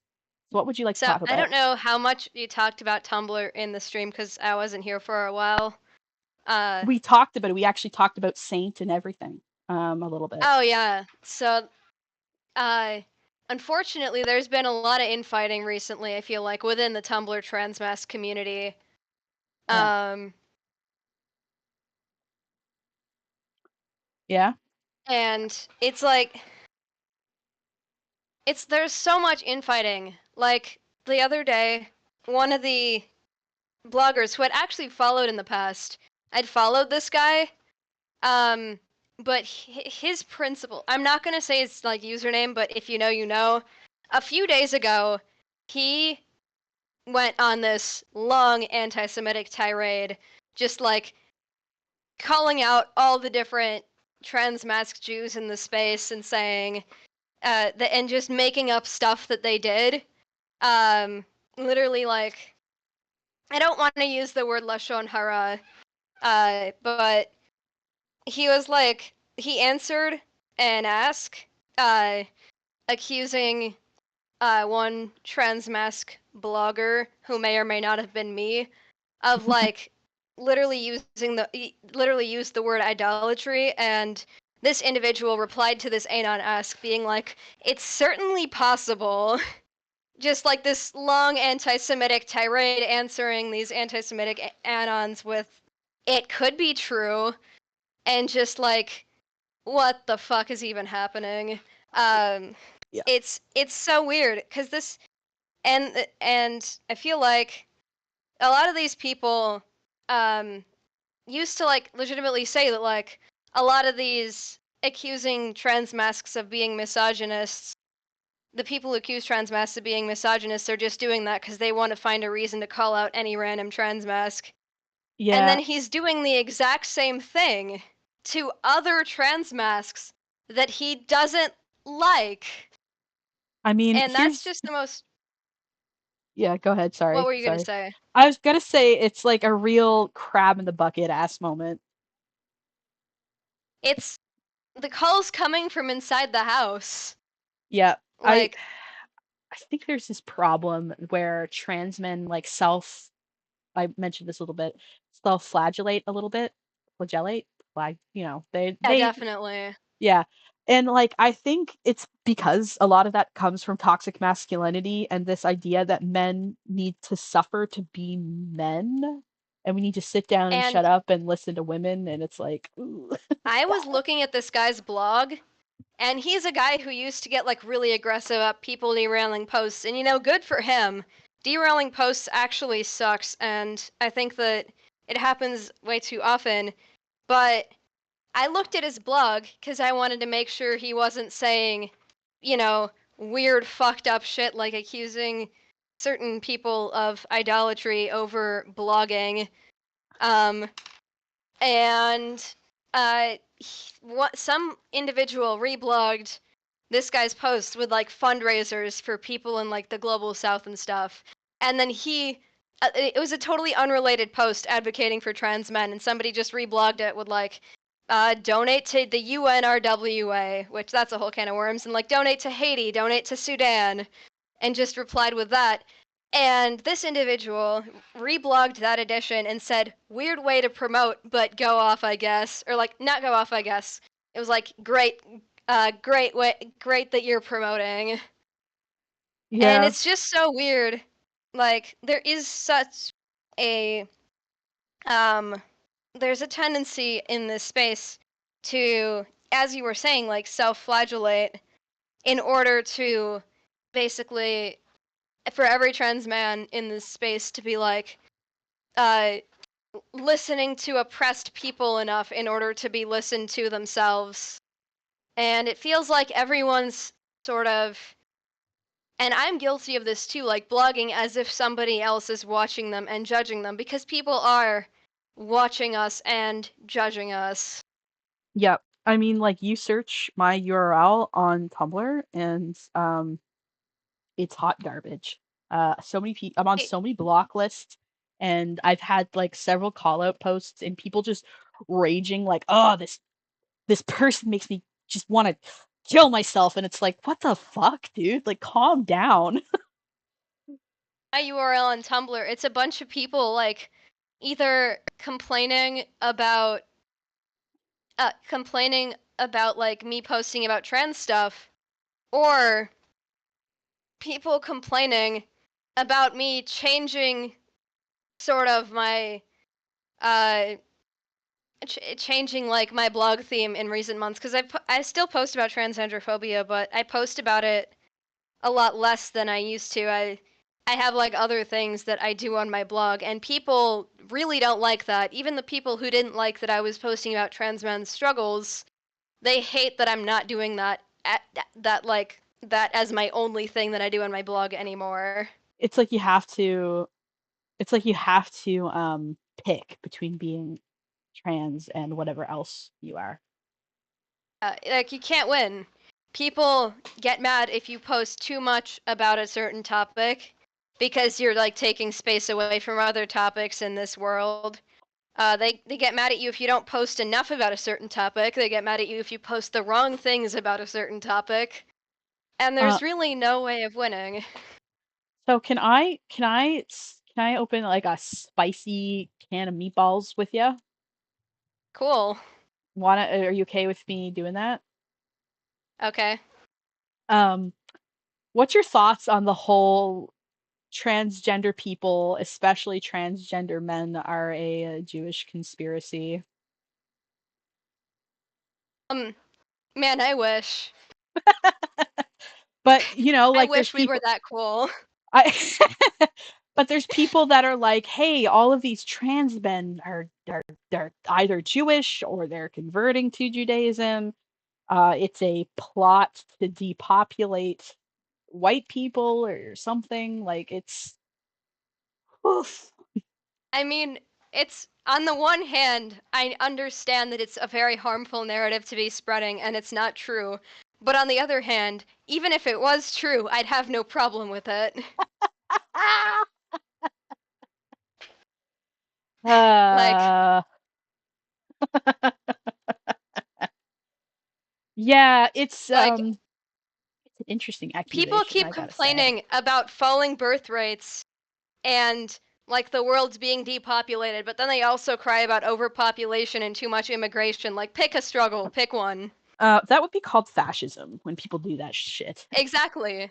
Not to Exactly, and I'm so tired of hearing it. not to break out the big F word, but we kind of do sometimes. That it's just like Yeah. a and Yeah. It's just white supremacy to complain about like not even anything as explicit as the white race being depopulated, but just the low birth rates in the West, which by the way, more than half of those, it turns out, can be explained by the lowering of teenage pregnancy rates. Um, People keep complaining about the low birth rate, and then also trying to limit immigration and complaining about people in Africa having too many kids. Yep. It's very transparently the right ethnicities having a certain number of kids versus not. And what are your thoughts about like trans people, especially trans men's role in that? Because I feel like a lot of times people talk about trans men when they transition, it's like a lost uterus. Like, yeah, we can't use that uterus anymore. They're ruining their Yeah, bodies and and they can no longer fulfill their biological role as a baby yeah, incubator. it's really like they want to go back to their idealized version of the 1950s where every woman allegedly had like 3 kids or something. Uh because they are misogynists and fascists, and this sounds kind of like passive aggressive, but there's not really much more to say about it. Yeah, I remember a TikTok that was going around of this older trans woman. I think she was in like her 70s or something. And people are like, "Hey, where are all the trans men your age? Like, where are all, like, we mostly only see older trans men. We don't see a lot of older trans men."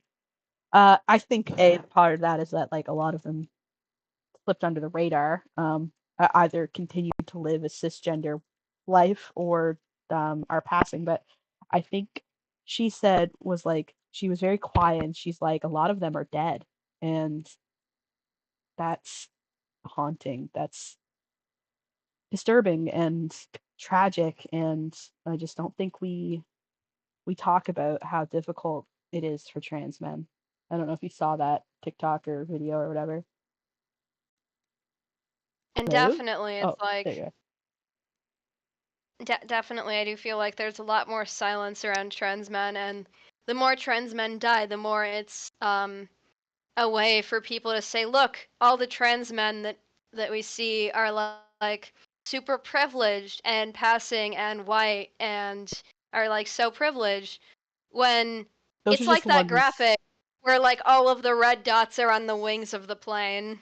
Yeah, it's just that the ones that are passing and the ones that you're friends with, the ones that are visible are the privileged ones. They're the ones that are getting to live and that feel safe being themselves. You don't see the ones that die or um you don't see the ones that die and you don't see the ones that suffer in silence their whole lives. And I know I brought this stuff last week, but I can't stop thinking of this conversation that I had in the Discord server of a very popular leftist slash queer slash anti-capitalism slash life analysis YouTuber. I probably just gave it away, but whatever.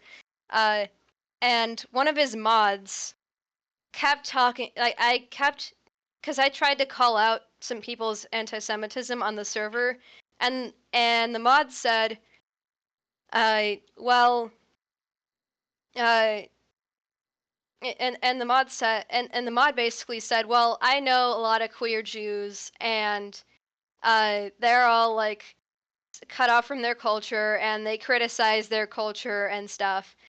um and what I didn't really realize back then, but I realize now, is like, yeah, because the ones that are connected to their culture aren't gonna hang out around that crowd.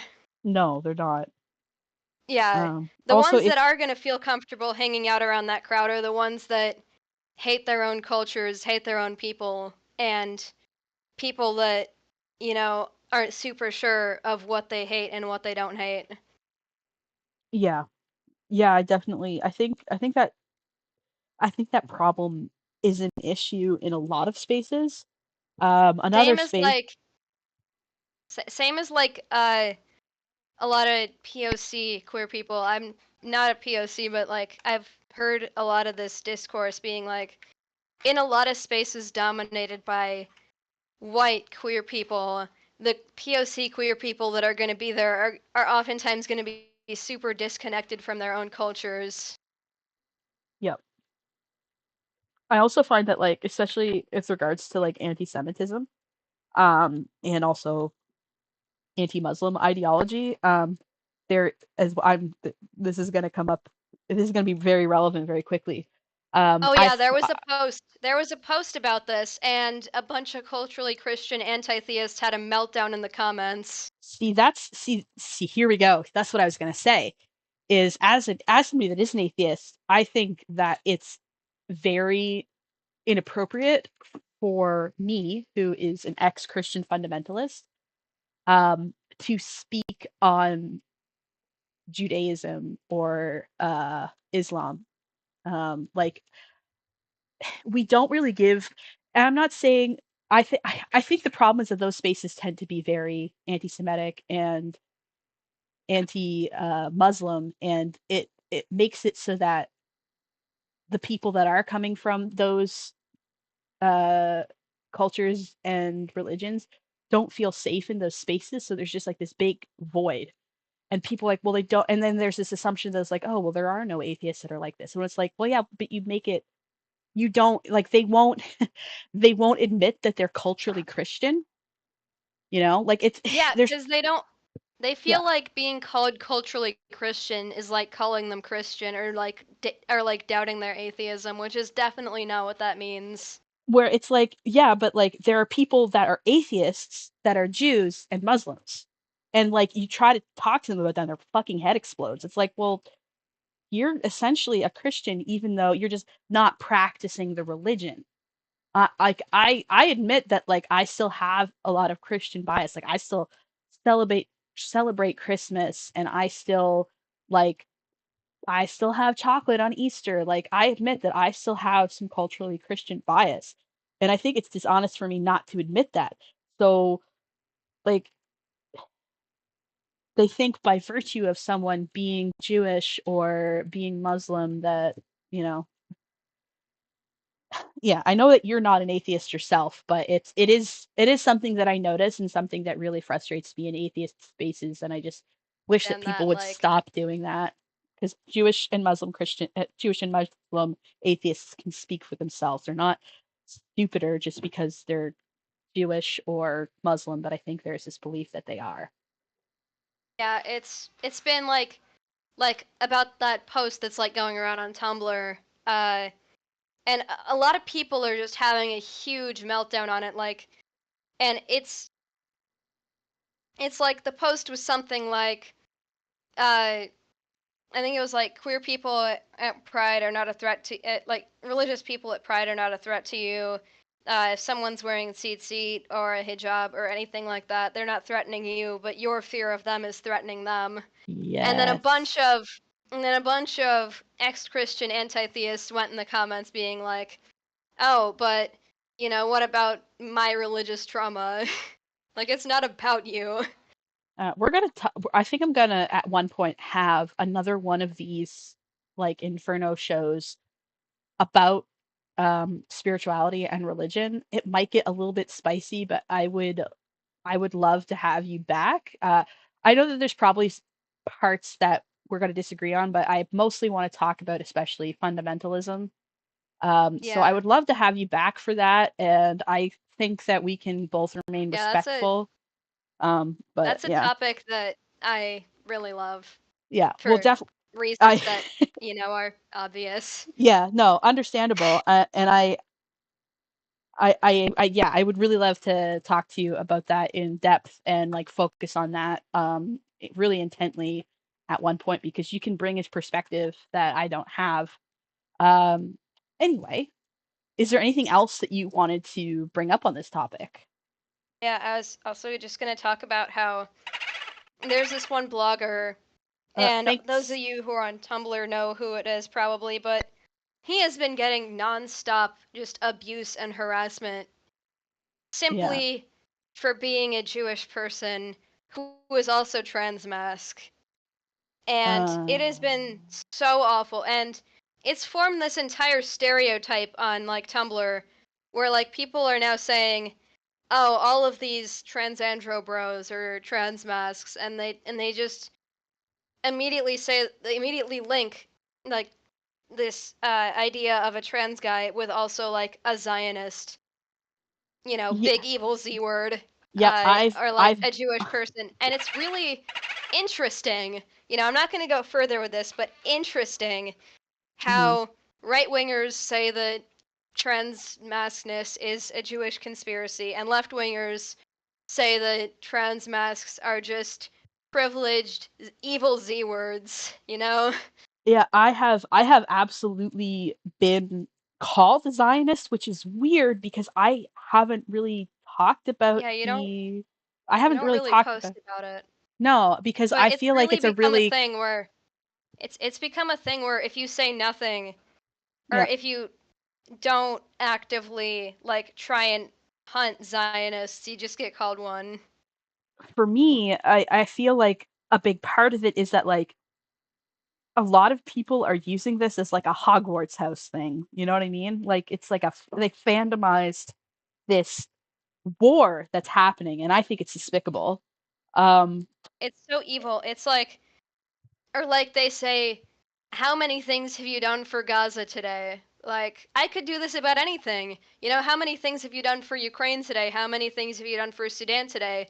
How many things have you done for the victims of the October 7th massacre today?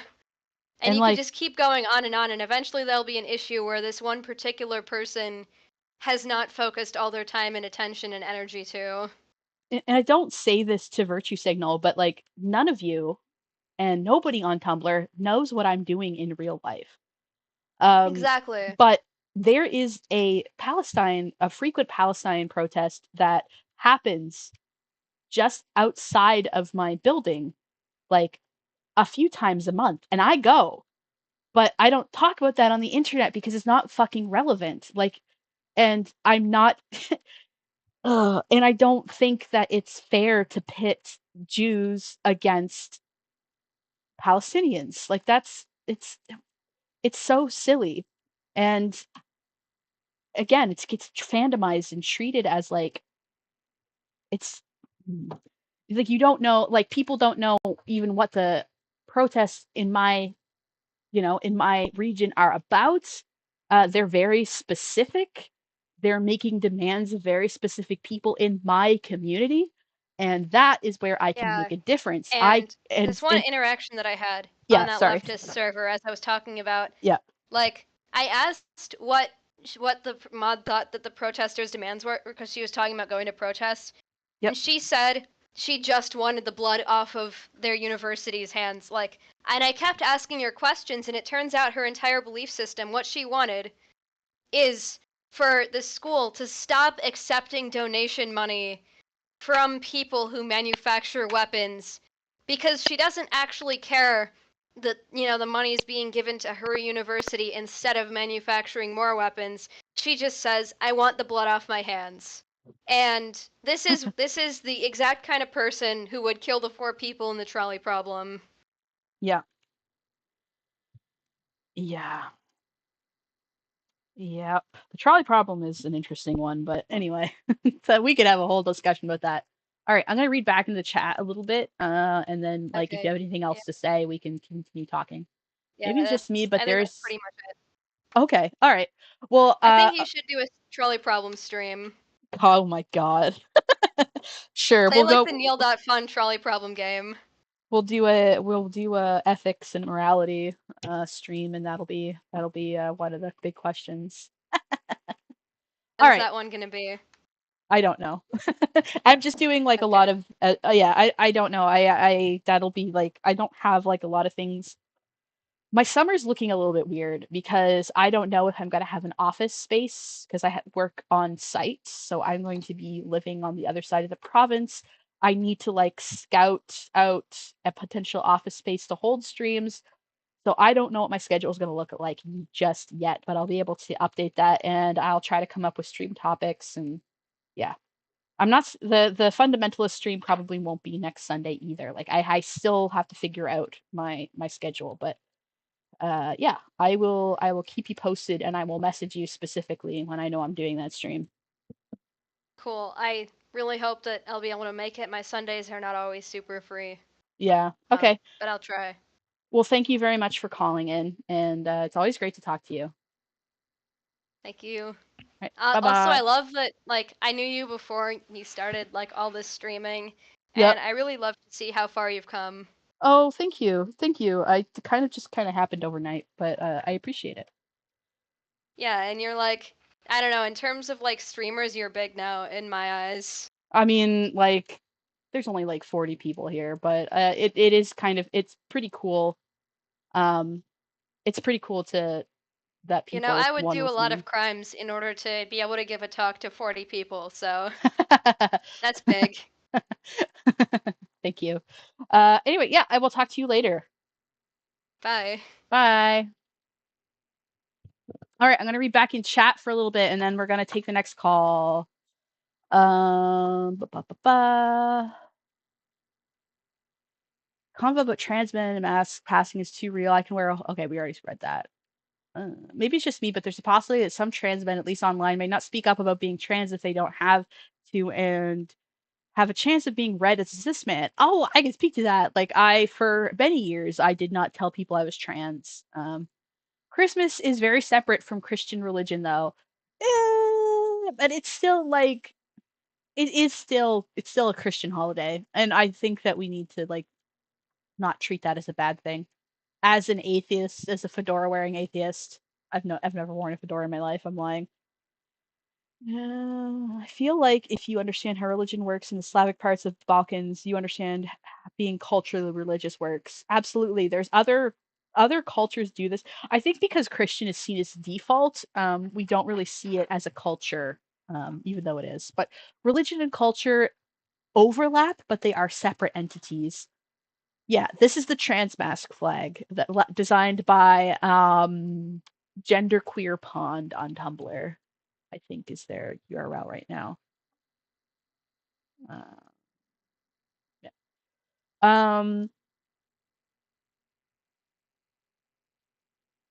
U.S. Americans are always making a sports game or are out of war. Like, who are we rooting for? Who is Crim talking to? It was Catboy.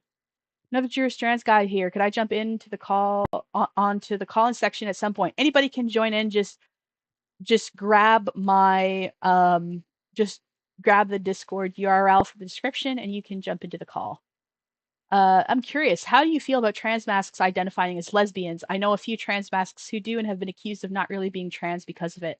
I'm perfectly okay with you can be whatever you want forever. I don't care. And I think hold on, where is that? We gotta grab another meme.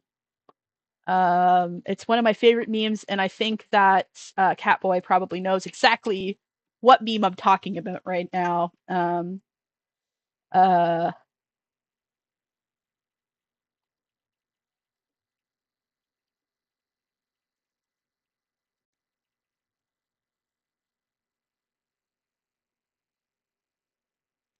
Here it is.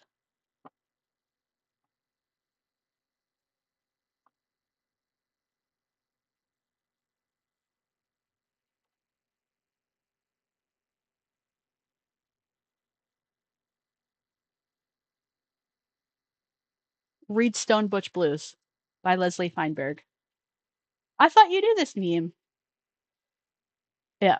Um, Leslie Feinberg, like it's a sort of like a semi-autobiographical book about somebody that was like on that edge of trans mask um and lesbian for a really long time.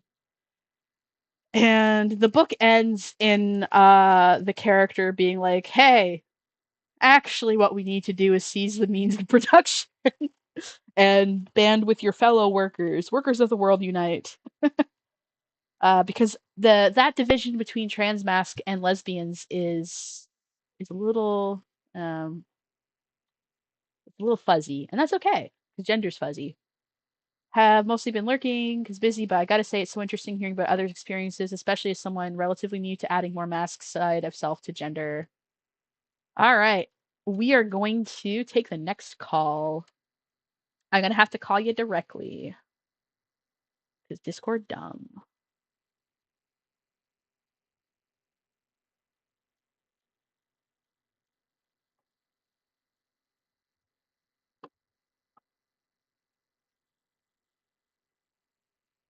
All right.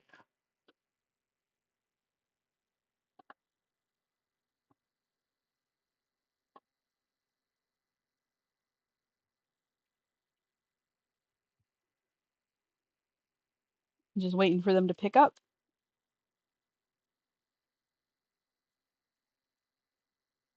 I'm going to keep Dr. Phil on the watching, but also playing Minecraft, so not in chat. Have fun Minecrafting. Minecrafting is based in Epic.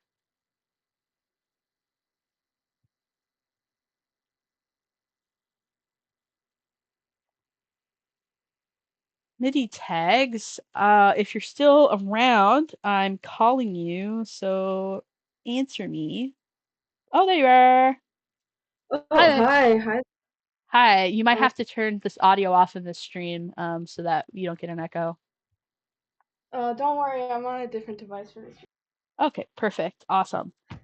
All right. Great. So, can I get your name that you want to go by and your pronouns, please? Oh, my name is Vic, and I use any pronouns. Heart emoji. Sorry. Epic. Just make it impossible for people to misgender you. That's what I think. Exactly.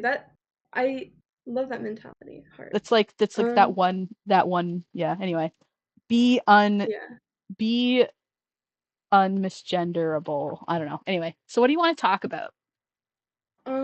So I used to pass very well as a guy, right? Mm-hmm. But the thing is, I would pass in a town where I before I transitioned, I wasn't passing, but then I did pass, but I was still in the same town. Mm. So I would use the men's locker room or like at the gym or at school or something like that. Um, and a lot of guys were like uncomfortable with that. I think mostly that's um because they still saw me as a girl, right? Yeah. Yeah. Uh, but I I, that's what I think. Yeah. No, that's really interesting. Now, have you ever felt tempted to use like women's restrooms and women's locker rooms for your own safety? Not for my safety, more because they're less stinky. Yeah. um, Yeah. Oh, yeah, I see it. Hmm? being a passenger princess right now, not to bring back the telegraph gender presentation, but in my experience, you're moving from one reason to another thing that would have clicked me as AFAB for me, or I'm not really sure what that comment's saying. I think there was a typo in there and a run-on sentence, but anyway, yeah. Yeah, I. So when did do you mind if I ask what age you started presenting as male and using those male spaces? 14. Woof. um, That's rough, buddy. yeah. People were very mean to me, but the thing was, it was the start of high school, right? Yep. So I would have people mixed in that did not know that I used to be a woman. Um, you know. So I would have people spreading gossip about me and stuff. People Mm, wouldn't believe it, people would believe it, and just and also I get to talk about this type of stuff with my sister, who is actually trans femme, right? yep. So I will talk about my side of being viewed as a trans person, like a trans masc person, and she gets to talk about her side as being viewed as a trans femme person. But we also live in different areas. She lives in California. I live all the way over in Maryland. So those are also things that I think really matter, politically too, Yep. Yep. is areas. I But didn't come out until I was 19. And I think it would have been I don't because I'm an old man. No, I'm 30, turning 32 in August. So, I graduated in 2010. And I'm from a rural community. There is no way in hell that would have gone well. Um, I'm also from a rural community is the thing too. yeah, yeah, but like this was, when I was 14, that was like math is hard. That was in 2007, I think. So it was very different landscape politically. Trans men weren't even really spoken about. Like it was really only trans women that were seen as trans. Yeah, it was kind of it was an interesting time. So like there was no way that I would have even been allowed in the men's locker room. There wouldn't have been like what? Why would you want to be in there? Like so I Yeah. don't have that perspective of like coming out in high school and having to grow up dealing with that. Like I was very masculine as a kid and like I didn't people I may have been like partially the autism because I'm very obviously, especially in real life, autistic. Like you look at me and you're like, huh, I'm getting vibes here. And depending on if you're an asshole or not, that vibe is usually you're weird, so I'm gonna bully you. But I did That's often so get real. like, dude, like I was like in the locker room, like getting changed, and three girls crawled under the fucking door. Oh my Yeah. goodness. Yeah, I got bothered in locker rooms a lot, and I got like a question of like, "Are you a boy or a girl?" A lot because I like God. again, I was very masculine and I'm intersex, so yeah, it was very a very awkward situation.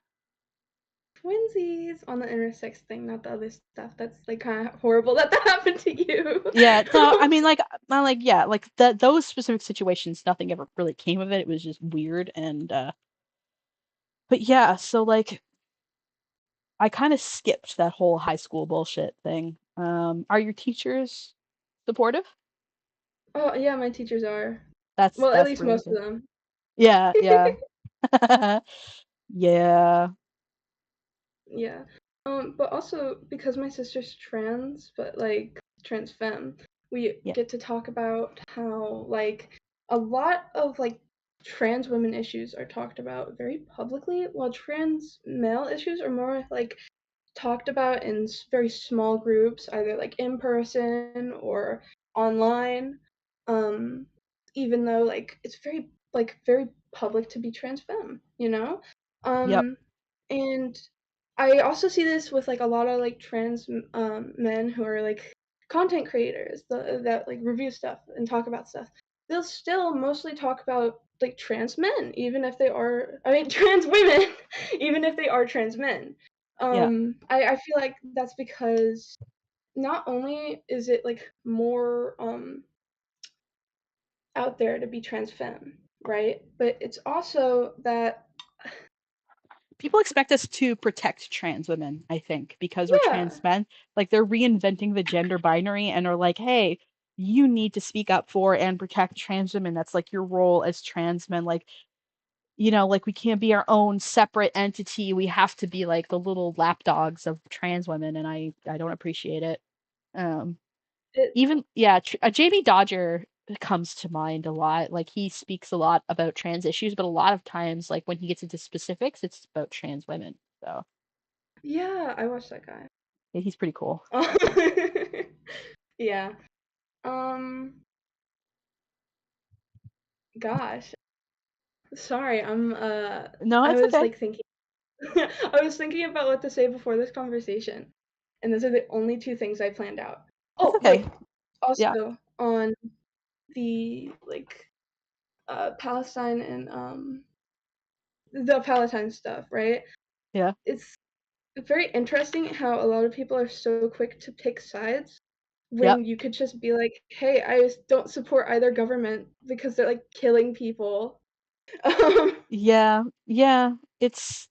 I mean, I do have feelings and very particular feelings about the issue, but I don't feel comfortable talking about them because of how fandomized this particular political strife has gone.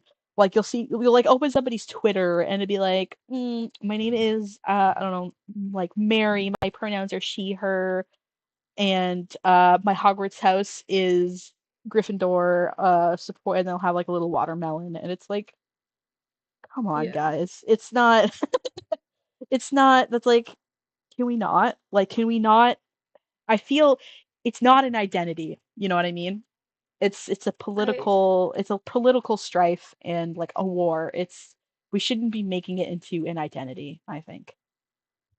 I think that's just like how online spaces are. I Yeah. think that's a lot how like people connect to real world conflicts on online spaces because I think that's the easiest way for them to engage with it, even if it's not like really a good way to. And I hated when this word was used by right-wing grifters, but I feel like it's virtue signaling too. Oh Um, my gosh. like people will put like fill their little bios with all these identities, and it's like they're collecting points, so that you know that they're a good person that's winning at being on the internet. So that's what Yeah. yeah, kind of the vibe that I always got from it. And I just feel like I can make more of a difference in my particular local community than, falling into spaces that oftentimes turn out to be anti-Semitic. Like, don't like that. Guy, I hate it when I accidentally hang out with anti-Semites. The Semites. Yeah, well, um, they get into everything, unfortunately. So I've just found sad that days. I'm just gonna kind of mind my own business, and I will focus on what I can actually like tangibly contribute to in my real life. Like I don't think like I'm not Jewish, I'm not Muslim, I don't have friends from Palestine like that. Like well, I do, but like like they're I kind of let those I kind of like the people that are directly affected. Like I would be just as weirded out if one of my cisgender like friends from the Middle East are like, "Hey, BT dubs." Um and go on like this whole thing about trans people. I'd be like, "That's weird. I don't why are you talking about that?" Like it's I think it behooves us to sit down and listen to people when they're the ones that are most strongly affected by a particular issue, if that makes sense. Yeah, I think that there is such a like a intersection that can be so clearly defined because when people have a certain point of view that leans in like on a side of the political spectrum, right? Yep. They'll usually adopt the views of people around them too, Yep. and it leads to people just being like, if you don't believe this or this in my exact way, in my exact words, you are the enemy and I hate you. Yeah.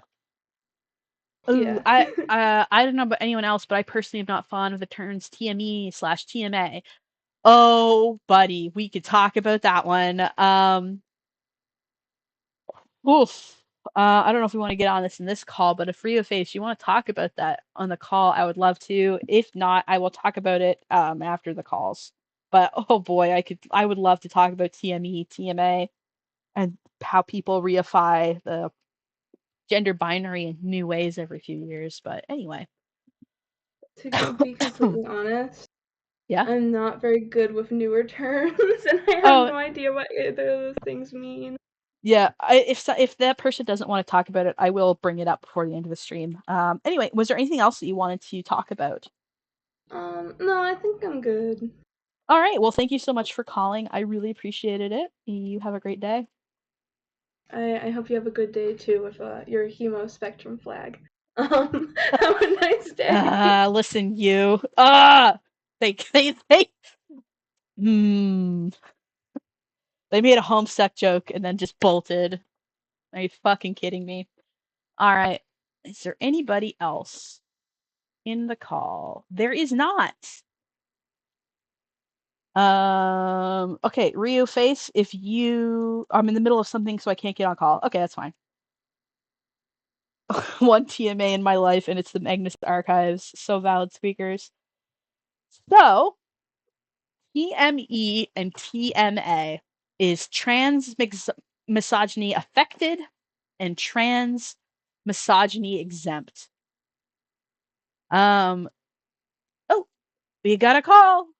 All right, we'll talk to them instead. I've got to call them directly because, you know.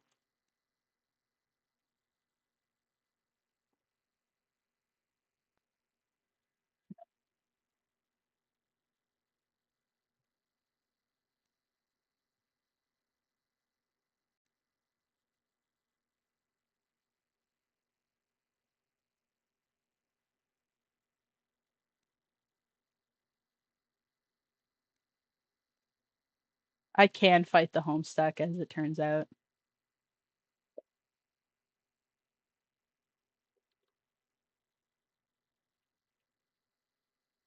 Hello. Hello. Ooh, I'm just Awesome. gonna Awesome. hold on. We'll turn Sorry. down a little bit. No, it's okay. My volume is just very loud. Hi. Can I get your the name you want to go by and pronouns? Yeah. Hello. I'm Enso. My pronouns are he, it. Okay. Um, yeah. Based I have a lot of pronouns. thoughts. Thank you. Um, so So, what did you want to talk about, my friend? wait, maybe I'm in the other column thing. Wait. You Oh might no, I'm need getting to. the feedback loop. Should I exit stream? You should mute the stream. Yeah, Okay. Sorry. it's okay. People Um, do that all the time. I've not done this before. Did not know how it works. Okay. So passing privilege as a concept. Oh Um, boy, passing like privilege. yeah. Let's talk about it. I so I promise I do not mean this as a brag, but people in real life, when they see me, usually like assume I'm like trans femme because I like um dress femininely a lot and also have like quote unquote male characteristics because of HRT, like facial hair, deep voice, Yep. et cetera. Um, and Do like you is I that don't your know, intention? Do you like that? Do you not like it? Like, I like that. Well, I mean, it depends. Okay, I had thoughts, but now I'm just rambling. I need to get back to what I wanted to say. yep. I think um it is like it is true that like passing can insulate you from like the consequences interpersonally of like bigotry, but it doesn't like prevent bigotry from like being a thing you experience at all. Which I think is somehow it's how it's discussed. Because Yes. like people might not get how I'm trans, but they do get that I'm trans in real life a lot, and that doesn't like they are still not nice about that. Like Yep. Um, I don't know if I explained that well, but no, I think I understand. Um, yeah. I have a very interesting relationship with passing because sometimes I do, sometimes I don't. Um, Hmm. it's very complicated for me. I find that oddly enough, other queer people don't even realize that I'm assigned female at birth. It's really Mm, funny. I They're like, see. "Oh, I just thought you were a Yeah. cis guy." But like I and I'm just like, "What?" Where? Yeah. But then like Crazy. other people will like pick up on it like that. Like kids often pick up on it.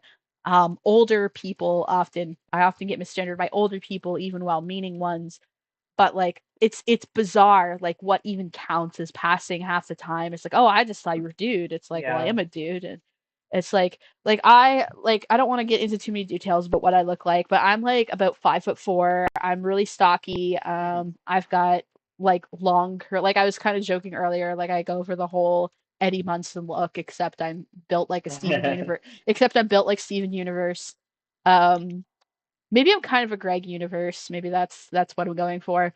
But like I do have like facial hair, but also like I have like my body shape is kind of more feminine. Like I've got like this mishmash of gender characteristics because Yeah. I'm intersex. But people often read me as feminine, which is weird because Mm. like yes, I have long hair, but it's like a mullet and it's like long and Yeah, wild. yeah. And like Oh yeah, people are like, I paint my nails, but they're black and chipped half the time because I'm a goth. yeah. So like Yeah. like it's weird because like people be like, "Oh, you're femme presenting." I'm like, "No, I'm not." What are you Yeah. reading about me that is feminine? Like 'cause I don't think I'm very Hmm. feminine. I don't consider Yeah. myself feminine. I used to say effeminate, but I don't even think I'm that. I think I'm very masculine. So, Hmm. Yeah. I people are dumb. They just think long hair equals girl, I guess. Um, yeah. Yeah. No, I unfortunate. I Go uh ahead. sorry, I have so many thoughts. that are not super well organized. It's okay.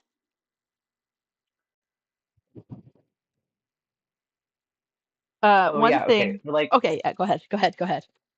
no, you can say what. No, I was gonna try to like prompt you to kind of get those thoughts out, but if you have something, go for it. Oh, okay, okay.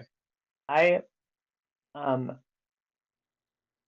I guess extrapolating what I meant earlier a bit. I The passing like is a privilege, but like I don't know, my experience with being trans is pretty similar to my experience being Jewish, because like yeah, I don't like I like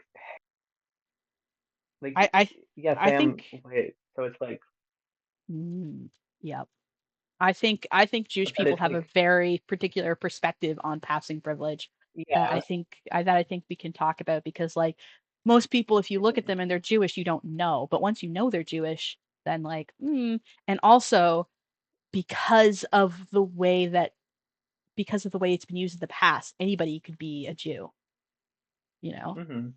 And I feel like Well, the transness is thing is used in the same way. Like you look at that whole like transvestigation, fucking everybody's trans. yeah. And it's being used in the Mhm. same way that like Jewish conspiracies were used in the past and continue to be used to this day. Mhm. Um yeah, but I was like what I mean by my experience being trans is similar to my experience being Jewish is that like um I pass most of the time. Like most of the time people um I yes, most people aren't gonna like I'm not non-white, so most people aren't gonna like Yeah. be interpersonally rude about me being Jewish, but like that didn't prevent white supremacists from like multiple bomb threats to the synagogue I grew up in. Like it's not Yeah. like a different in experience, but it's not like um also like the idea that like I don't know, the idea of being like visibly trans or like visibly Jewish is very complicated. Um Because and what does like it even look like? yeah, well there is like um so even like pre-transition, my like ethnically Jewish traits, quote unquote, led to me being perceived as like more masc even when people thought I was a girl. Like and I Mm, think part of my passing now is that a lot of those traits are like coded masculine, even in like Jewish women. yep. Um, like you know, I have big nose and like uh I'm also pale, but I'm super hairy and my hair is dark, so it's like that contrast makes it like super visible. Yep. Like pre-transition, I've always had a super visible mustache. Like my mustache looks about the same, Yep. um, pre and post transition. And I'm not intersex or anything. That's just like, yeah, Yeah. That's just how your body is. yeah. Um, I don't know. It's interesting. Uh, the like, I don't know. People, I think, like, I used to identify as a non-binary lesbian. I promise this is connected in my brain. I'm going somewhere with this. Yep. Um, uh, and like the way, I'm neither a lesbian nor am I non-binary anymore. But like, um, the like frustrating thing about identifying as that is that um like the people who would get mad that if you were like I'm trans masc but also a lesbian, um most of the people who identify as that are non-binary and like Yep. I don't know, it's this like girl lightification people do of non-binary or like this third gender thing where they don't understand that it's like separate, like it's like it's like um yeah, it's just not, it's this inability to like understand non-binary as like an actual thing because it's like um you can't like yeah, because like I don't know what like it's a very being both a girl and a man, like as in a lesbian and a trans man, is like Yep. a very direct way to be like neither a man nor a woman. Yep. Um, so like that makes sense if a person would identify as that. But people would be like, no, you're like, yeah, I don't know. I don't know if that made sense, but I think get what you're saying.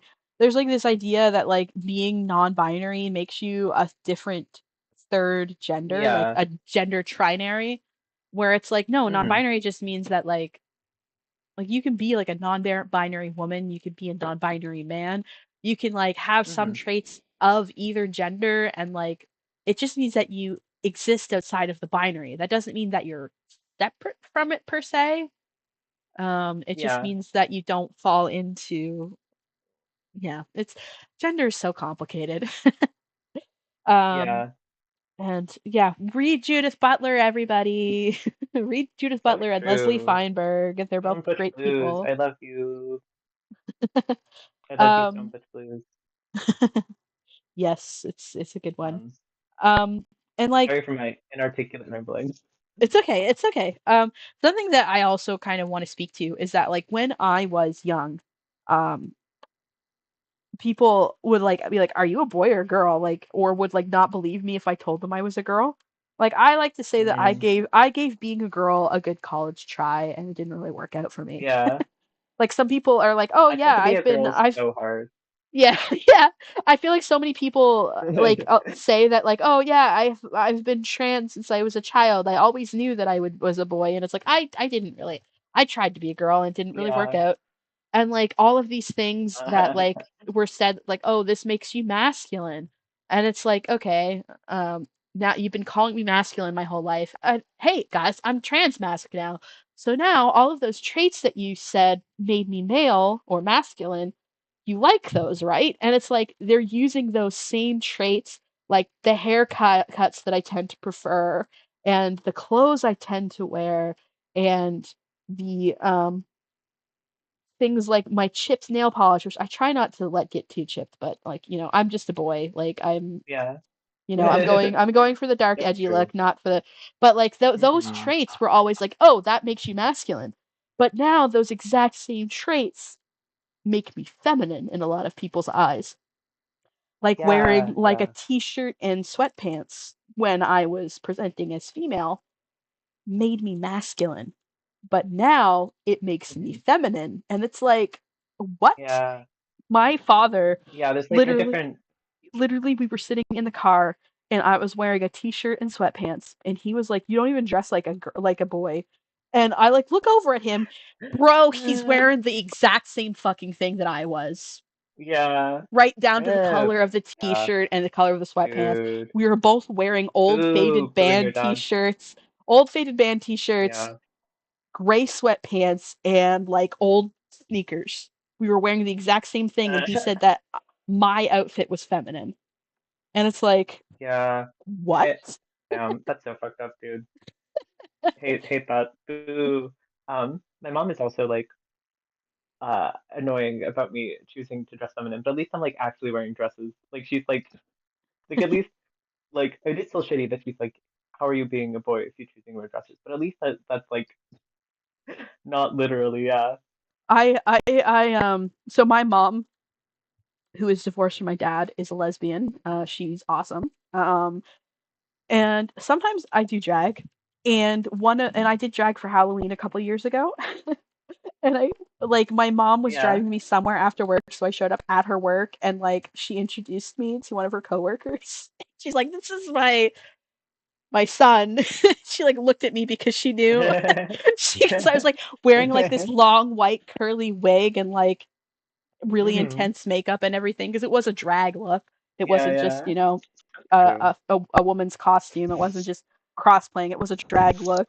And I was just like, Yeah. "Hi." It was so awkward. She was supportive, but she was like, "I think we confused him." And it like, good. Yeah. Um, yeah, it's definitely yeah, passing privileges. I don't see, and also like passing privilege only works if people don't know you're trans as well. Yeah. Because once they find out, Yeah. they might punish you for it. And they might never Hmm. see you as a man again, for example. Yeah. Yeah. Yeah. Um, like especially with regards to like trans men often can't just, all right, well, I'm a trans man now and I'll never tell anybody again that I'm assigned female at birth. Because like what about like health stuff? Um, Yeah. you Yeah. know, Oh, it's what always so awkward whenever I have to like do anything with like my legal identification because uh it's all like still female and under my dead name. So I'll like I always worry that they think I like stole it from like like my ID from like some girl or something. Like it's so awkward. Yeah, I get squint squint because I'm actually changing my ID as we speak. Like I am in that process. But it's Hmm. been 10 years, more than 10 years. It's been 12 years, and I haven't changed my ID. And like it's gotten to the point where people are like, it's like people ask for like a second piece of ID, and it's just like, oh my God, Uh, like, rip. like look at the Yeah. face, like that's obviously me. Like I know that it's like a woman's Hmm. name, but like that's still like obviously me. But anyway, Yeah. Fucked up. Um. was there anything Oh, else? this is like, yeah. This is like, okay. So trying to organize my thoughts. People like, a lot of Gentiles will assume that um, like religious Jewish people would be like weird about me being trans or like inherently Hmm. like um transphobic, which Yep. obviously can be the case, especially if you're from like a more conservative Jewish background, but or like Orthodox. Yep. But like for me, that like did not matter at all. Yep. Um, like I I think Christians or people who are like culturally Cool. Christian do not understand how being Jewish works a lot. Because like, Catboy said something really interesting last week where they said that he said that there's this belief that Jewish people are fundamentally more traditional and more conservative. mhm, yeah, So yeah.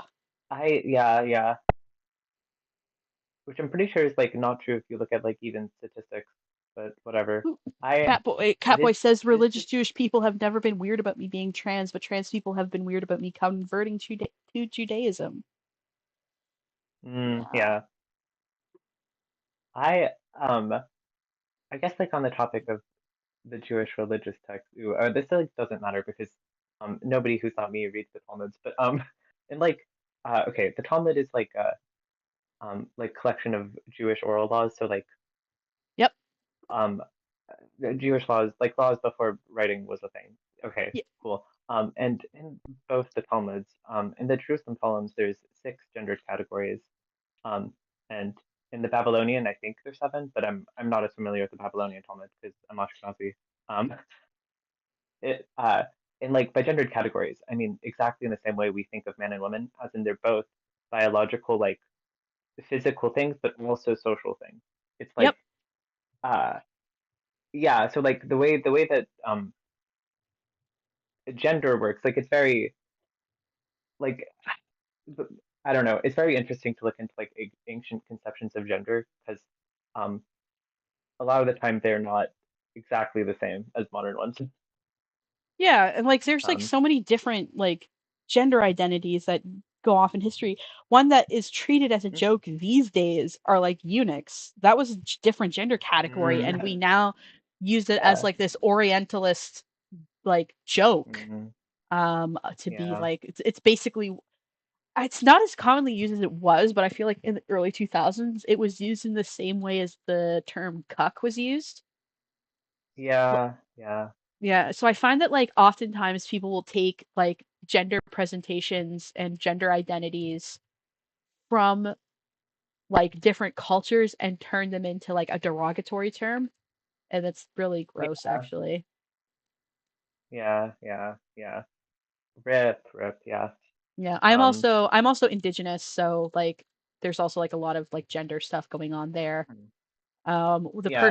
The person that helped me get connected to my culture again is also themselves Two Spirit, which is a modern identity, by the way, because of the way that Indigenous culture was erased. Like Hmm.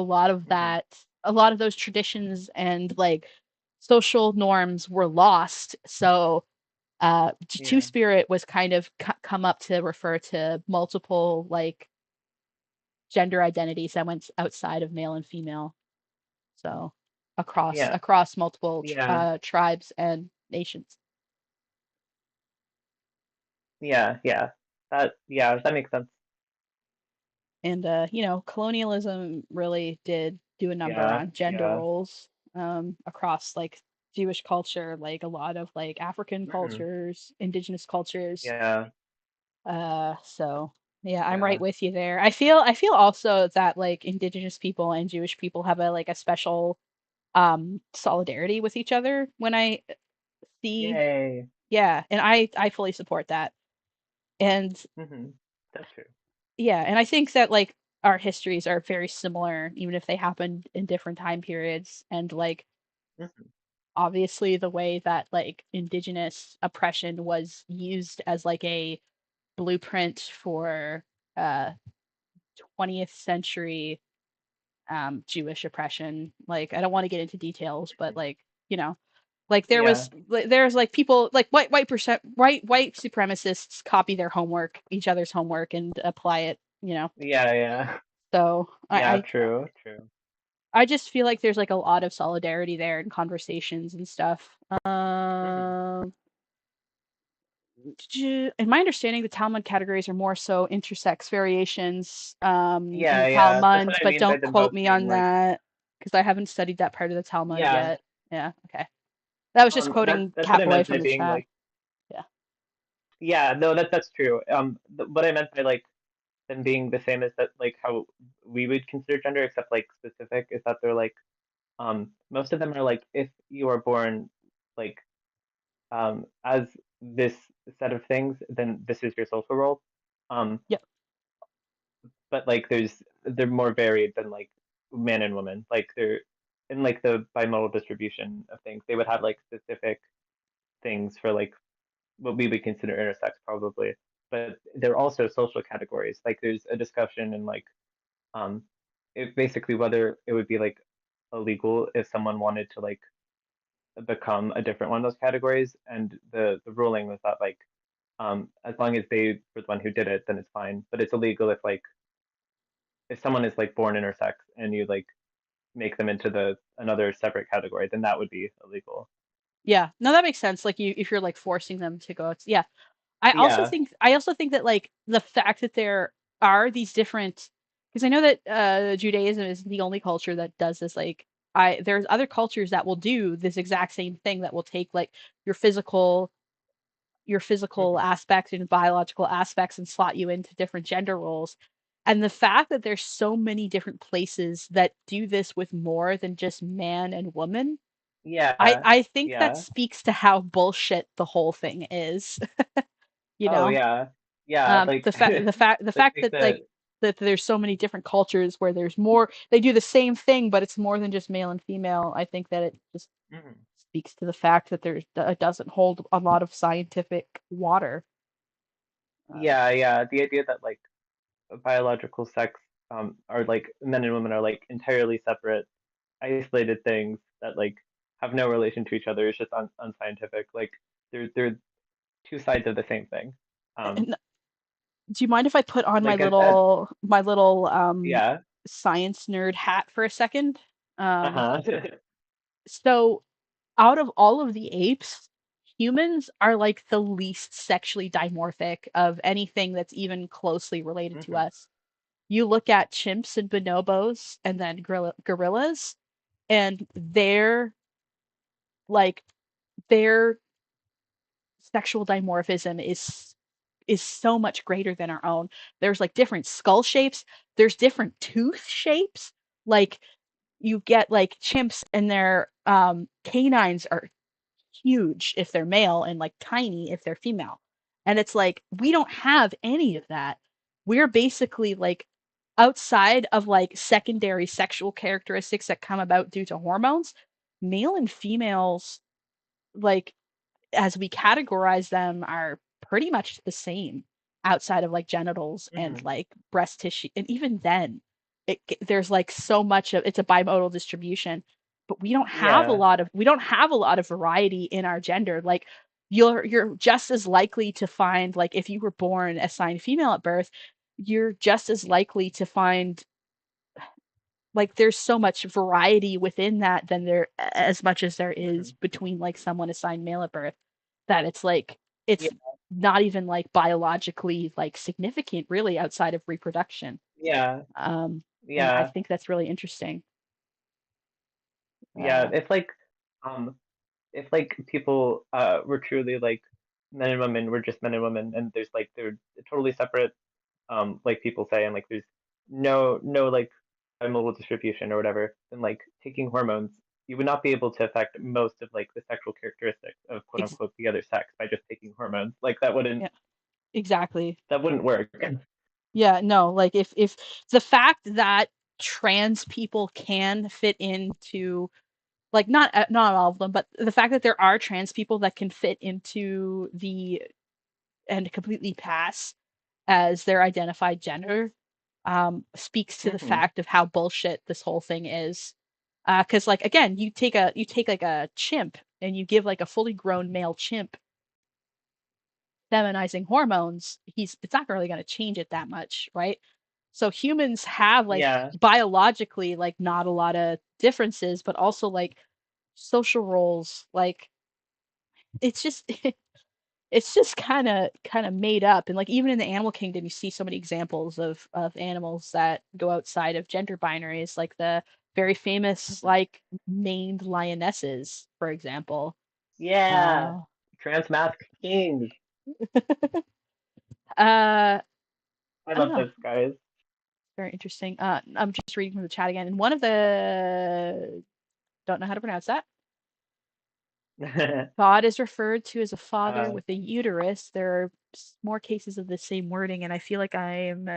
That's so beautiful, and all that stuff. Yeah, yeah. sorry, I So don't know true. how to. So I don't know how. true. I'm not. My Hebrew is not Um, super I great, can look. so I think a couple of brought. okay, Yeah, that's true. God, in like Jewish religious texts um, is like a pretty not gender, like is like okay. We you do use Adonai to refer to them because like which it means my lord, but that's like a like he's both like yeah he's referred to as like a mother a lot, sort of like it's like interesting. yeah God is like not gendered. Um, it's not like Can I it's ask pretty you a like question? yeah. How do pronouns work in Hebrew anyway? Like, if you don't mind me Pronouns asking. are how work in Hebrew. Yeah, pronouns work in Hebrew how they work. It's like first person rather than third person, like how they work in Japanese. So like Mm. you would like it's like the person would refer to themselves as gendered things, and then there's like gendered language, like um bat versus bar mitzvah. But like Yes, I um know about that one. generally yeah, generally pronouns are like outside of gendered language, the only like people who gender like would refer to themselves as like gendered pronouns are like you yourself generally. Um, so like generally, God isn't really like referred to with like pronouns ever in like Jewish Uh, religious texts because that's not how the language works. and like, is it like, are there Um, two gendered pronouns? Like, is there like a non? I'm assuming that there's like a non-gendered pronoun as well if God is not gendered, usually in Hebrew text. I think it's like I don't know, maybe there is. There is like there's like pronouns are like barely existent. Like there's kind of it's usually like it's like I and me. Like it's not Ah, gotcha. I don't I know, I could be understand. wrong. I got, yeah. No, Yeah. no. I mean, like, listen, like, I get it. Like, I'm also like I'm culturally Christian, and there's like stuff about the Hmm. Bible that I don't know. I Yeah. not that Well, not I'm like like I'm an mostly atheist now, but like I understand. I yeah. think that people like I demand and expect Jewish people to be like know their hmm books back to front, and if they I'm don't, they like delegitimize them, and it's not fair. well But so yeah, also I'm mostly like ethnically and culturally Jewish. Like I was raised religiously Jewish because I'm ethnically Jewish, but like yep, um I don't know. It's like the thing about so like I'm sorry if I'm not getting everything right about the religious stuff. I'm mostly interested in like the Kabbalah yep, in terms of like religious Judaism. Um okay. so my attention stays away from like the more traditional stuff that whatever.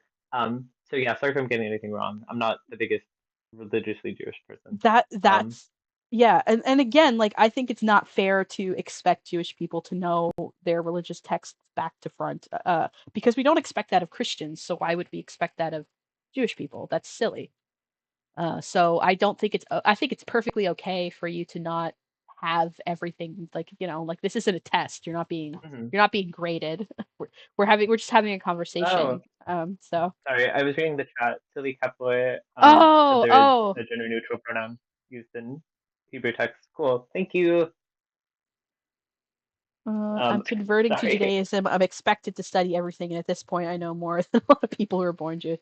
Yeah, yeah. I Yeah. think I've spoken to No. Catboy, and Yeah. they've said that they have like they do have like ancestry, but they are converting to Hmm. Judaism, and Yeah. there's yeah, Hmm. A because lot of Judaism is not evangelical. You have to prove you know your stuff before you get accepted, which Yeah, most people, like 90%, 99% of people who are Jewish are ethnically Jewish because they don't like as a religion, it doesn't want people to convert. yeah, Um, generally, I yeah, not to say conversions or whatever, just like um people who like think more people are Jewish than they are will often lean on conversion, but conversion's super not common. And often yeah, when it does happen, it's like because you do have family who is Jewish, but either it was like a long time ago, or it was like your father rather than your mother, et cetera, et cetera. If you're not reform, and you do follow more like traditional, yeah. uh, I think that's Catboy's yeah, situation. Is they have family, but they're not directly mhm. connected to them. I don't want to speak on Yeah, them that's so like a much, but lot of I've people. yeah, that's most people that convert, as far as I understand. There's very little people that have no ancestry that want to convert. Yeah, um, And honestly, yeah, yeah. I respect that. Evangelical shit is so toxic. Like, Yeah. so I respect that. Like, I respect religions and cultures that don't try to actively convert people so much more than I Mhm. do Christianity. So Yeah, but like also the thing about like a lot of the reason Judaism is like that is because while it is a religion, it's also like an ethnicity, and a lot of the religion has to do with like the history of the ethnicity. So it's yeah, like It, yeah, I sometimes people talk about because I think to Christians, religion is like a choice, right?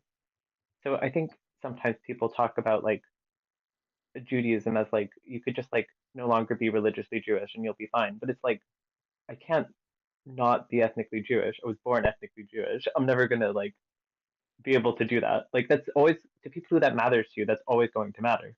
yeah.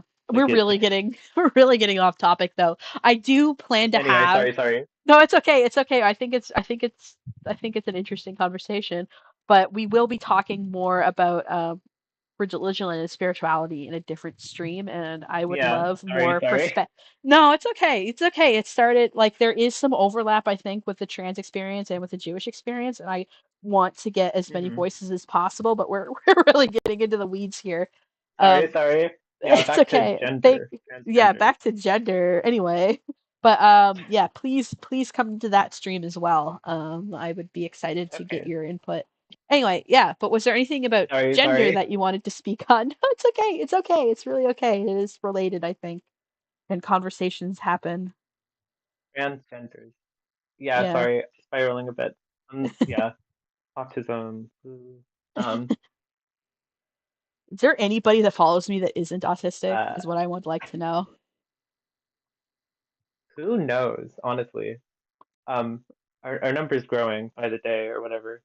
Uh, that was a joke. Please, I No, don't know. Okay. it's we're recruiting. It's true. It's being Yeah. trans isn't your I choice. It's mine. You're trans now. true, true. Um, Yeah, the like insert group here. Yeah.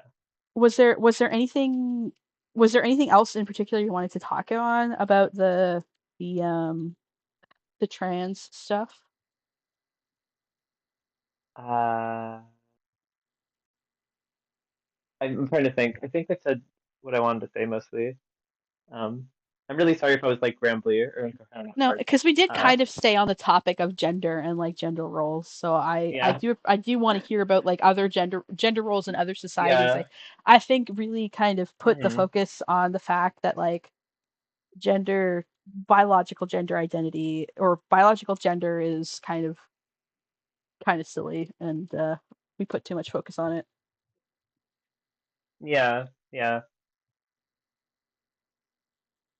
But yeah, if that's everything, I will probably go ahead and take the next call unless you have anything else to add. Yeah.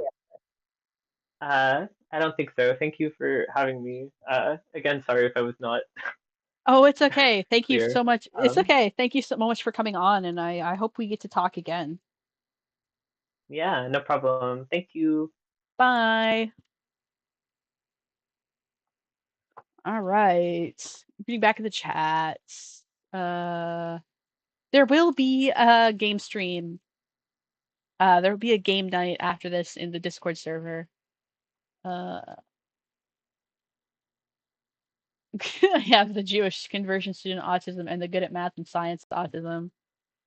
Yeah, that's it. Autism and gender stuff is interesting. Um, because like autistic people have issues with gender roles in general. But also people's autism is used often as a means to say, oh, this person couldn't possibly understand their own gender. And I find that frustrating. Let's see. Do we have any more people in look waiting for calls? No, no calls right now. So we're gonna go into what TME and TMA is. So way back when we're not doing Roblox, absolutely not. Way back in the day, um, and you'll often still hear these terms. When I was growing up, when I was a teenager, the words we used to describe ourselves, because often when somebody would say trans woman or trans man, they'd be like, okay, but what is that? Does that mean you were a man and you became a woman? People would get confused. So we started using the term FTM and MTF. Let me pull up my handy dandy notepad. So no bow blocks.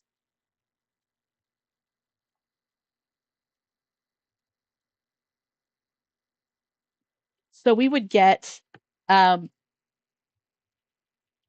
man, trans woman. Oh, somebody's doing something to me on Discord. Okay, it's fine.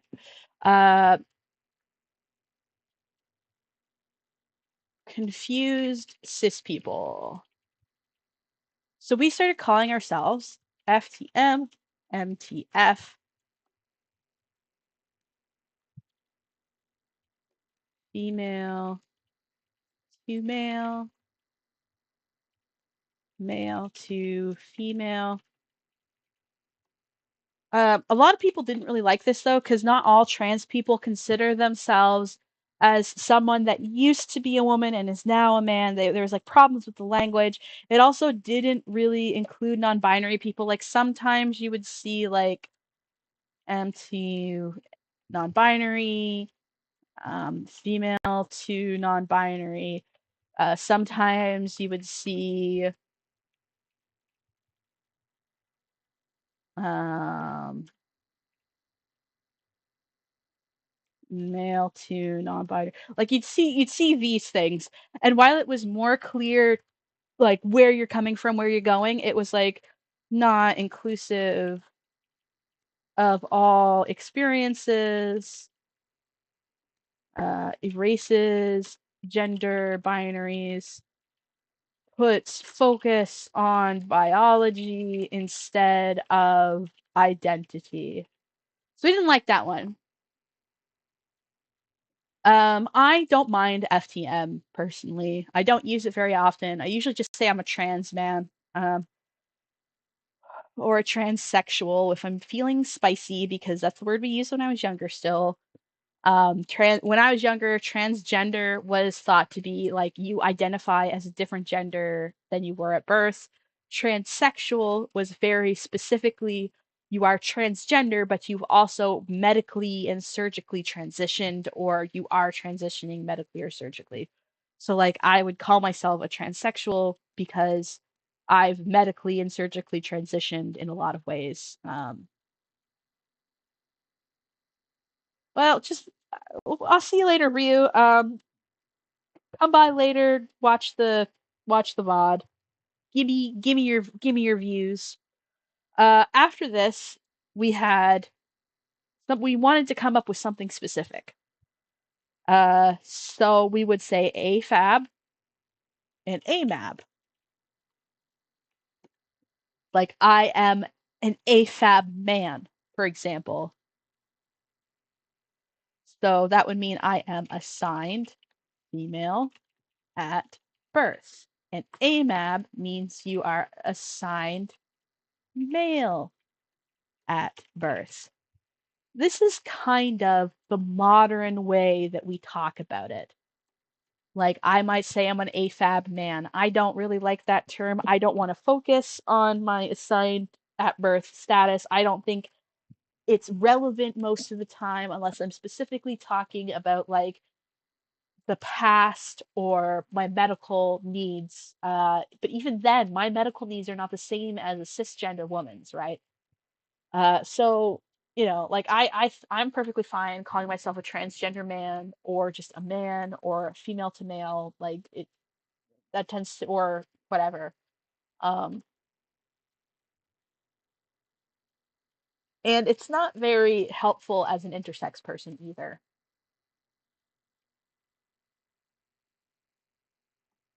In my opinion, AFAB and AMAB is good as long as people don't use them as a stand-in for actual gender or perisex cis women men. Yeah. ABAB, assigned baby at birth. ACAB, assigned cop at birth. You know how it is. So radical feminists, is more specifically radical trans feminists, have started to use the term TME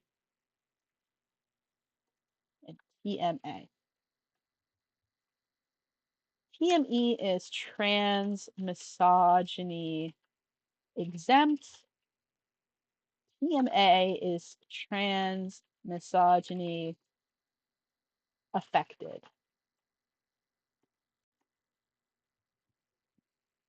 Now, for medical needs, I prefer people with body parts. I think you could just say, hey, I'm a patient that needs like reproductive health care. And we can get into specifics when we're in the office. Like if I just say, hey, I'm a patient that needs gynecological care. That shouldn't, that we don't need to like person with uterus that. Like that sounds kind of like unwieldy, yes. But like do I need to specify that I have a uterus if I'm already going into like a Planned Parenthood to get an abortion? I don't think so. Like I think that's probably goes without saying. In any case, so there's some problems with this.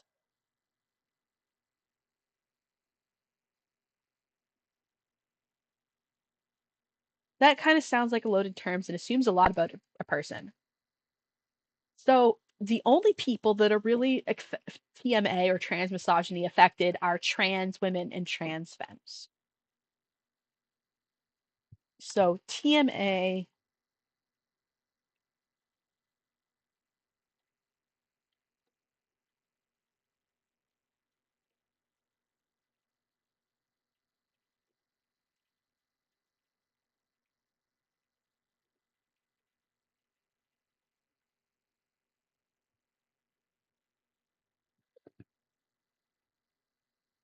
that's the only people that are affected by trans misogyny in this framework and by the people that coined this term. TME are trans men, cis women, cis men, assigned female male at birth, non-binary people, assigned male at birth, masc, trans mascs.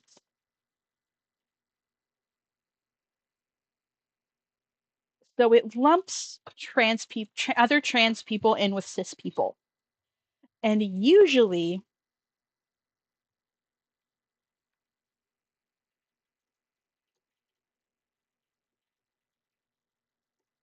what this question means, they are not asking you, are you trans? What they're asking you is like,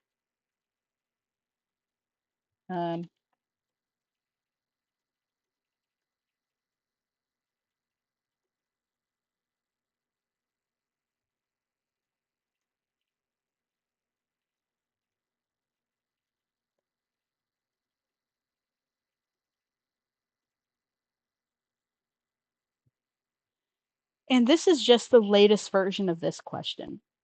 Because a lot of times when people ask you, are you AFAB or AMAB, they're mean, what's in your pants? And are you TME or TMA is just the new version of this, but with a radical trans feminist lens applied.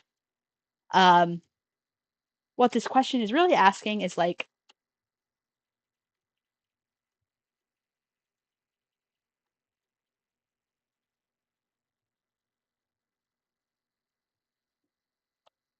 that's what that question's asking.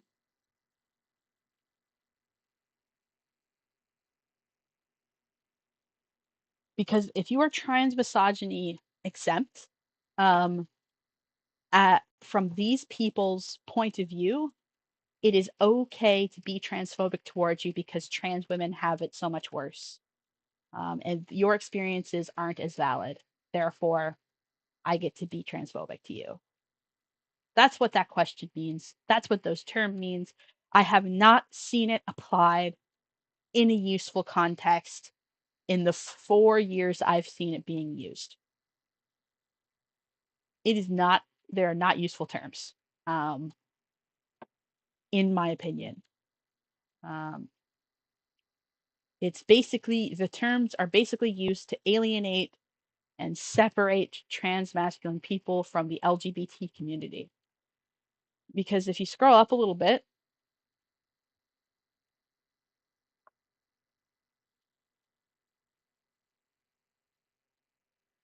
a lot of people who are this trans, all cis men in these people's eyes are potential trans women. And a lot of people think it is the morally upright thing to do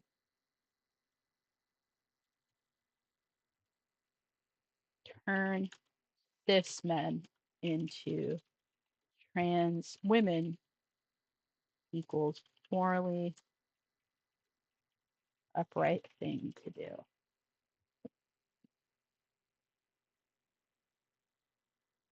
So, if it is the morally upright thing to do,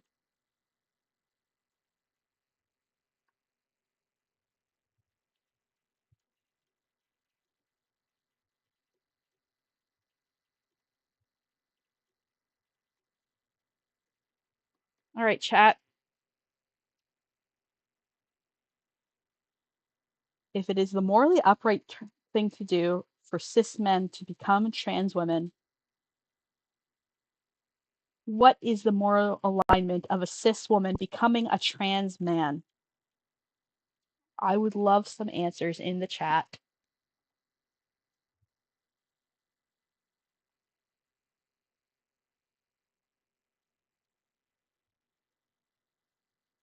I'm going to take a quick break while you guys are answering that, and I will read back the chat when I come back. If you don't have anything to say, go get a snack. And I will be back soon.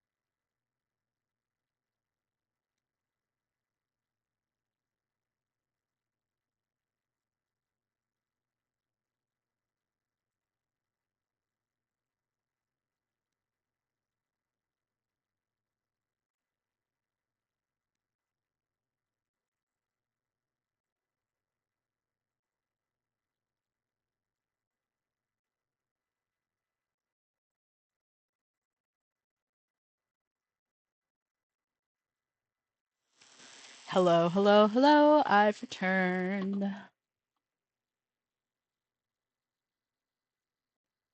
Okay.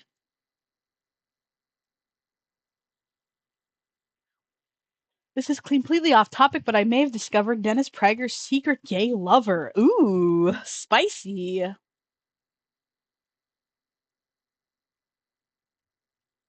Mm.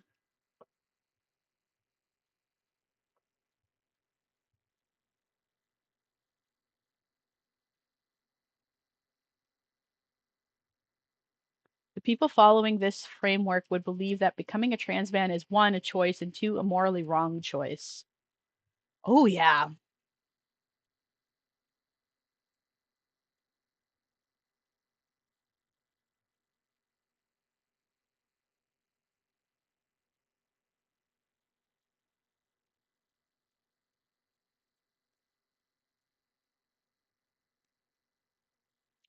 So it's fine. It's absolutely fine that people are talking about Judaism in chat. Keep doing that, kings and queens and folks and monarchs in general. Um, but we are going to stay on. But we are like as a streamer, I'm going to try to stay on topic with the trans stuff. So we're going to circle back to that question of what is the moral alignment in this framework of cis women becoming trans men? There's a very succinct answer to this.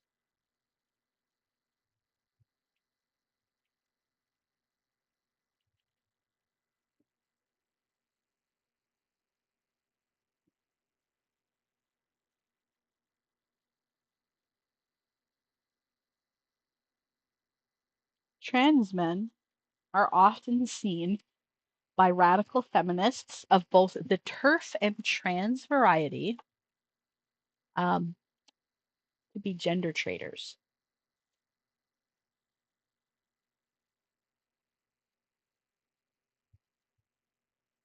Hope you couldn't hear me chomping on an apple just then, but I'm eating apple, so I'm getting hungry. I made an apple and peanut butter sandwich.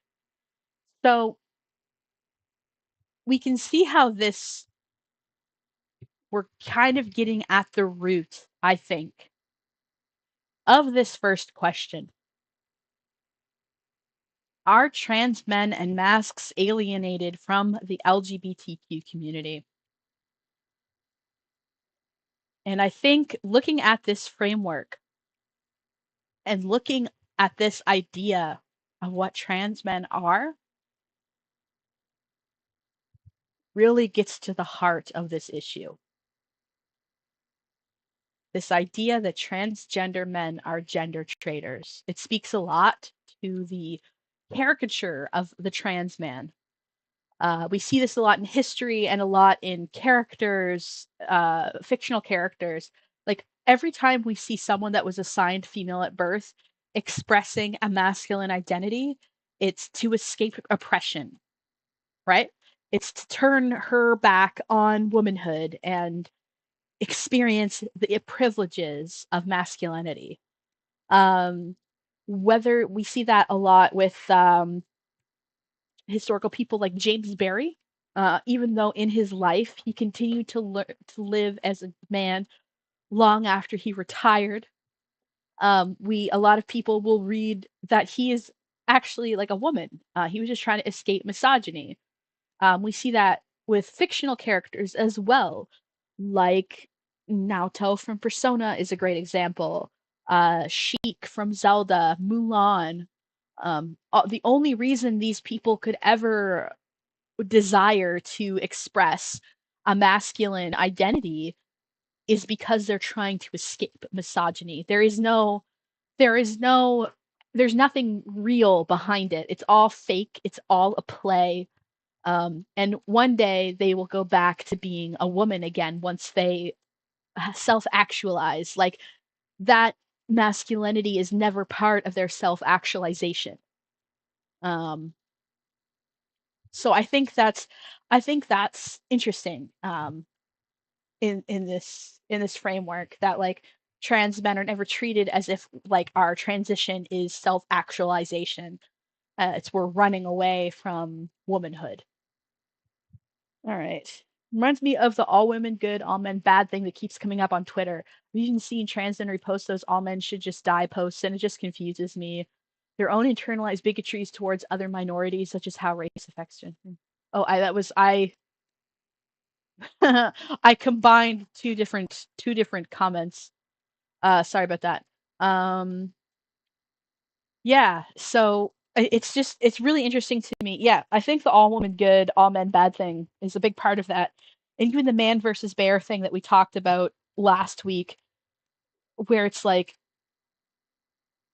no, most, if not, yeah, I would say most trans men are not in position to do great harm against someone any more than a trans woman or a cis woman is. Like we're usually not in any position of privilege over these people in order to hurt them. And we're also expected to self-flagellate, to punish ourselves and to hurt ourselves to capitulate to the women in our lives. And we're told that that's what men do. So if you want to be treated as a man, you indeed have to hurt yourself. And cis men, I should say, get this treatment as well. But because trans men are more vulnerable, it hurts us more, you know? And I often find that cis women, trans women, and feminine non binary people see us as an easier target for their hatred of men because they can attack us and they can hurt us without much consequence. So we're a much more easier target for bigotry, for, sexism towards men, because, sexism is a broad term that doesn't just mean a hatred of women. Um, the sexism towards men is it's trans men are a much more appealing, much easier target. So you will find that trans men are often the scapegoat, for people that are fighting against the patriarchy but still have regressive and reactive ideologies. But if you have passing privileges, we yeah, we were talking about passing privileges a little bit earlier on a call. And like it's complicated. Um I know many more trans men that don't pass than do pass. And it is kind of like the bullets in the airplane wings, right?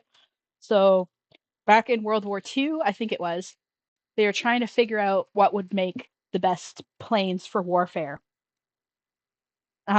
It's okay if it's sarcasm, but it's it starts an interesting conversation. These planes would come back with a bunch of holes in their bullet wings. So they're like, oh, does that mean that we have to put more armor on the wings because they keep getting shot? And what they didn't account for immediately was that, like, yes, we were getting a lot of planes back with bullets in their wings, but those were the planes that came back. The planes that who were shot in the body didn't make it back. So the trans men that you hear from the most do have passing privilege. Yes, if you want to call it that, they do pass. They are masculine. Those are the ones also that survive the most often. Non-passing trans men often don't make it. And that's true for trans men and trans women and non-binary people. That's true across the spectrum. But because it is so much harder to telegraph that you're male, um, if you're not assigned male at birth, um, we often don't even pay attention to. We often don't even consider trans masks to be trans again unless they pass as cis. So, because like, what can I do if I am assigned female at birth? What can I do to telegraph that I'm male? Basically nothing, other than pass as cisgender.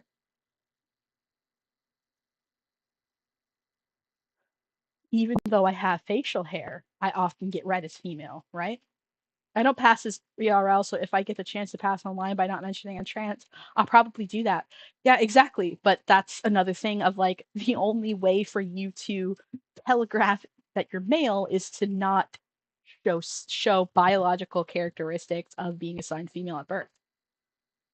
You know? And sometimes that involves just not telling people you're trans. And if you can do that online, I don't judge you for that.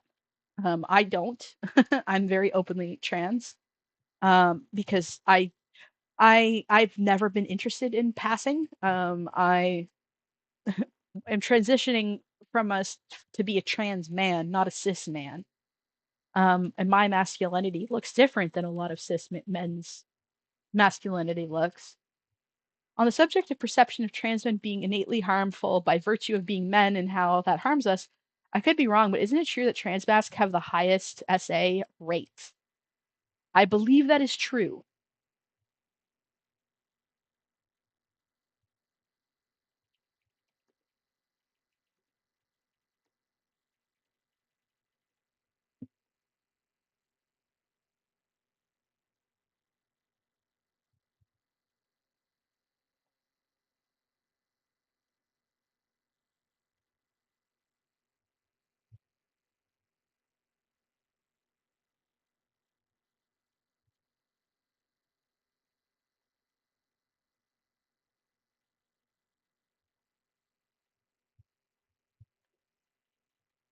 I'm looking at the study now.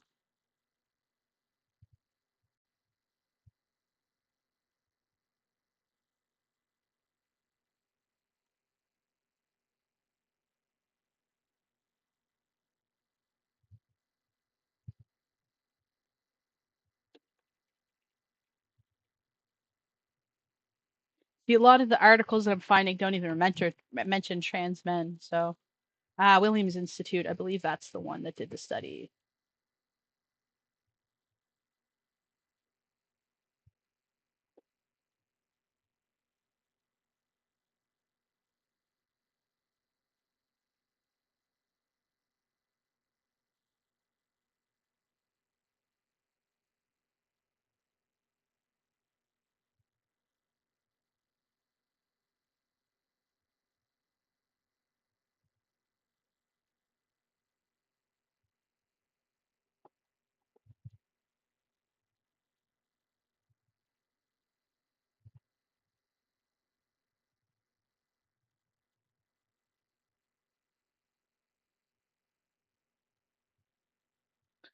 I'm having a hard time finding the study, but yes, it is true. But I'm finding hard actually finding the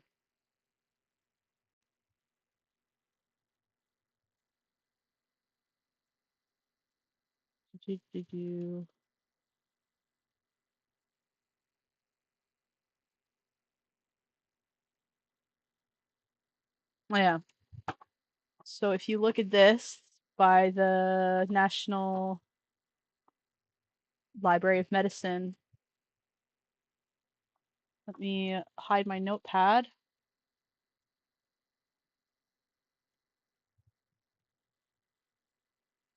So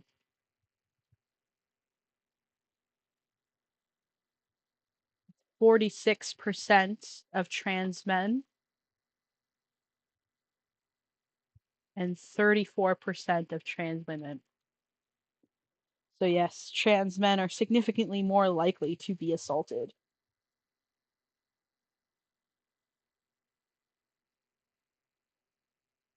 But 47% of all respondents.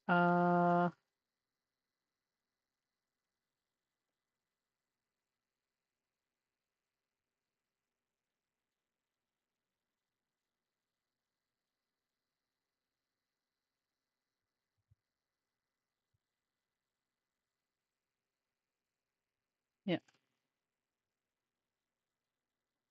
think that, yep. So upsetting.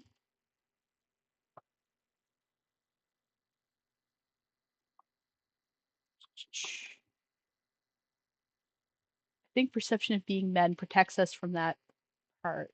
Yeah, there's a perception that being men protects us from being assaulted, and it's not true.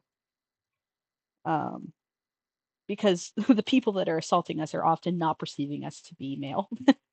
I get told a passing privilege statistic, and I haven't even been given medical assistance, but it's such a favorite talking point. They'll bring it up talking to someone with G cups. Yep.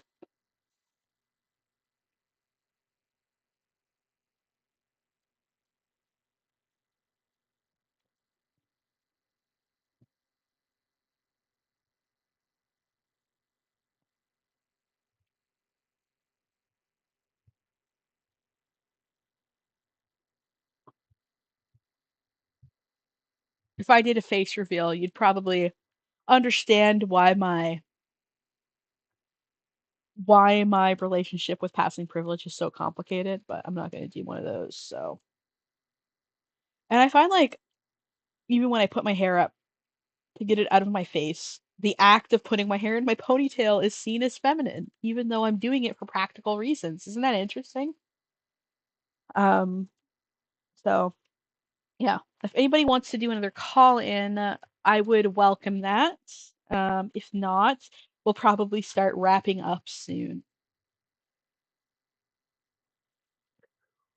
Or if they have any questions they want to ask in chat, I'd be happy to hear them.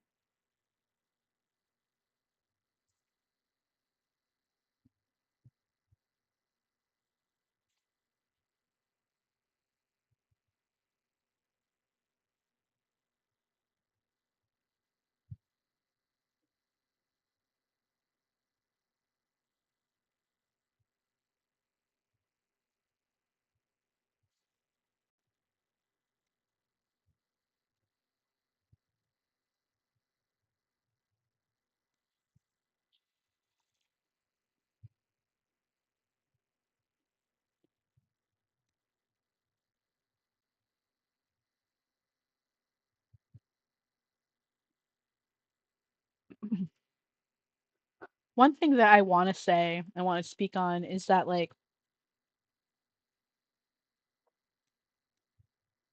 I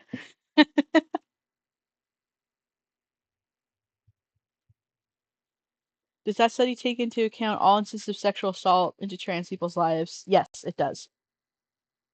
Not just after transitioning.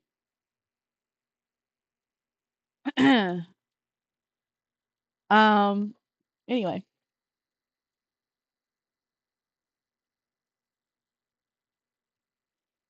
so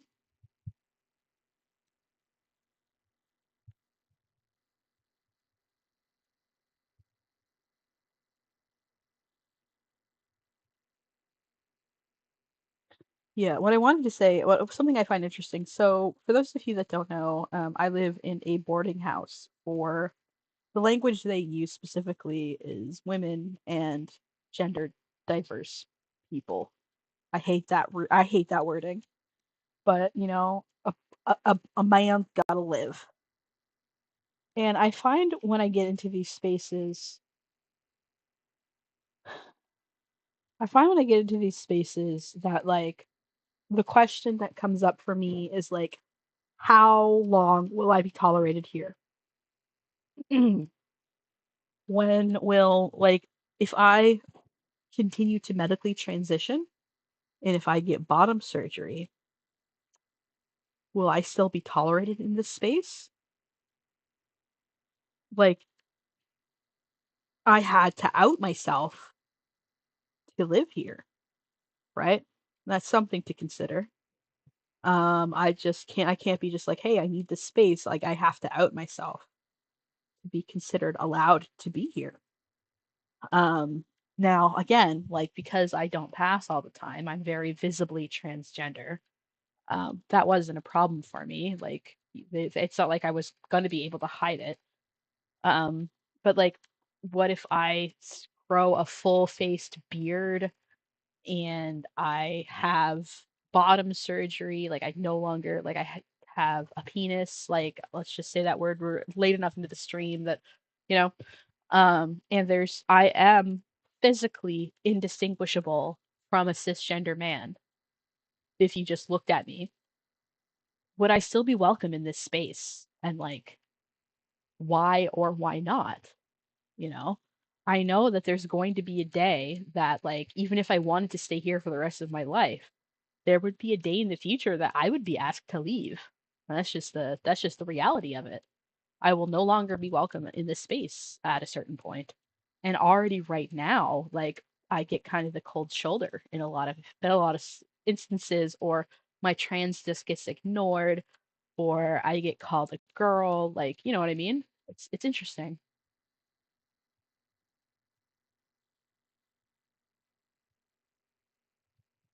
How masculine is too masculine is a terrifying condition of trans masculinity in the queer community. Absolutely.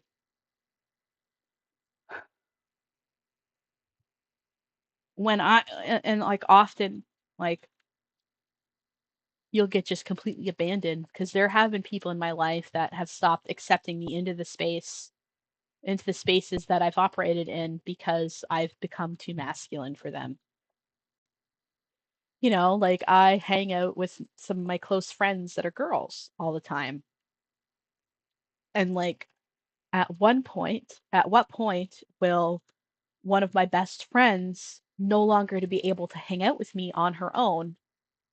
Um, because, she is in a serious committed relationship with a straight cisgendered man, and she is a straight cisgender woman. Like, at what point will that man no longer feel comfortable with me being at her house by herself? You know?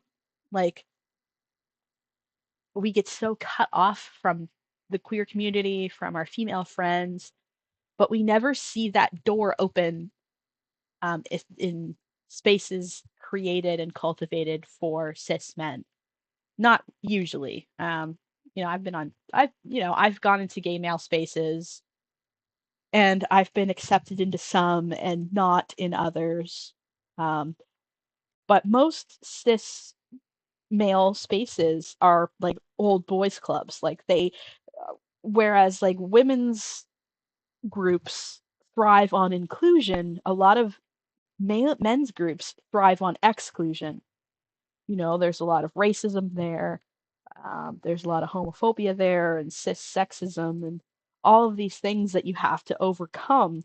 And trans men are never included in basically any of those. You don't get access to those things. So what happens is that we often get left out in the cold with no one to open the door to us, and we get so isolated and we're no longer welcome anywhere. So what happens is that trans men will form their own groups and their own movements, like this whole thing where Saint coined the term transandrophobia and got a lot of trans men talking. And we did that all by ourselves. We started having these conversations all by ourselves. But if like you're a square peg that can't fit into the round hole and you make a hole for yourself, all of a sudden, all the circles start to get mad at you because you didn't include them. You didn't ask their permission to make a spot for you to fit into. I think that's a pretty common experience with transgender men, is that like we get left by ourselves. We try to make our own community, forge our own friendships, and gather our own allies that we have to cultivate all by ourselves. And then when we do, we end up getting punished for it. Um, and it's not because we're trying to exclude anybody. Oftentimes, I see these spaces be like, "Yeah, we're fine with trans women being around here. We're fine with cis women being around here. We're fine with cis men being here." And like, it's very rare that I see these spaces be not inclusive of anybody else, but it is the spaces that are cultivated by us, and then we end up getting punished for cultivating these spaces. Um, First month or so when I realized I was trans, I still had that false view of all trans men are small and frail. And only after did I start realizing it actually referred to me on the more masc side. I think that's pretty common. I think it's pretty common. I get what you mean. People who used to encourage me to be louder and take up space and reclaim my voice suddenly found that I was too aggressive and arrogant and took up too much space and scared them. Like all that changed was my pronouns. Yup. I think that you're not the only one that's experienced that, Seth. I think that's a very common experience. Like, as I said before, I was raised by lesbians. I mentioned in my last stream that my best friend was a feminist. Like, I am very far leftist, and I have been for a very long time. Especially when once I deconstructed from Christian fundamentalism. Before that, I kind of straddled this awkward line between two worlds, and I really do want to talk about that someday.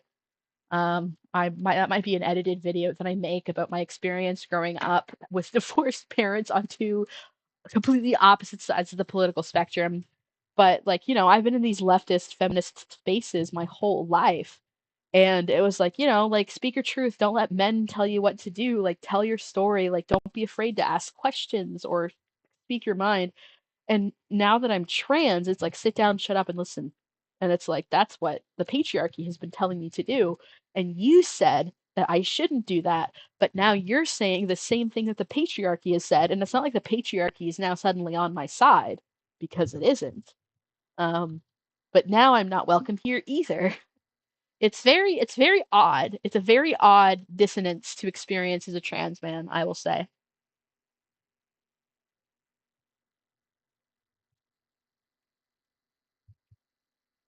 We are still taking calls, by the way. If you want to come in, there's nobody there. If not, I'm going to start wrapping this up in the next 5 minutes. It all goes back to capitalism. Oh, yeah. Hold on.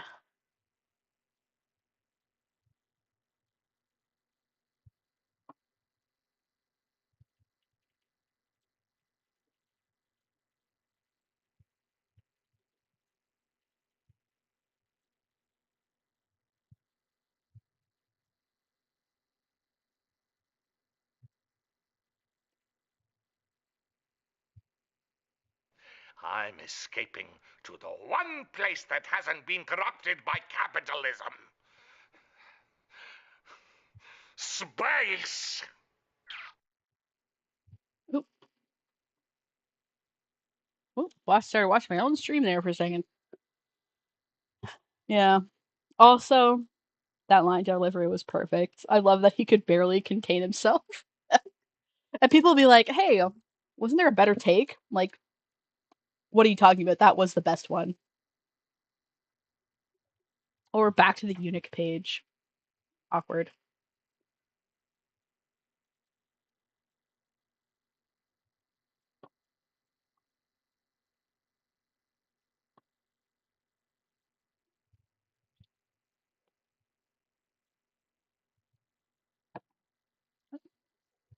I've got to go. Sorry to take like another break, but I'll be back really quick. I just gotta go bathroom.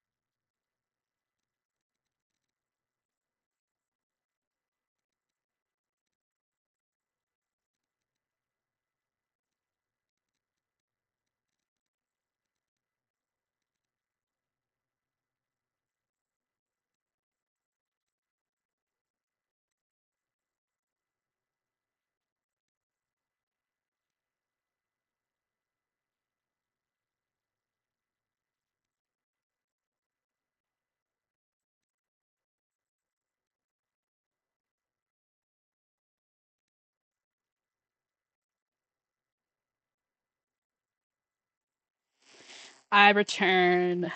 Insurance companies making everyone's problems to make it harder to deal with gracefully for real.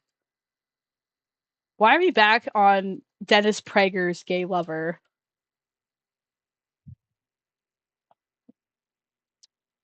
Why must every day, information? I just learn new information unwillingly.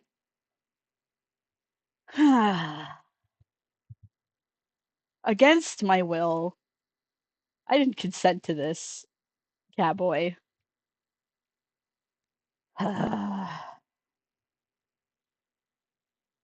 Anyway.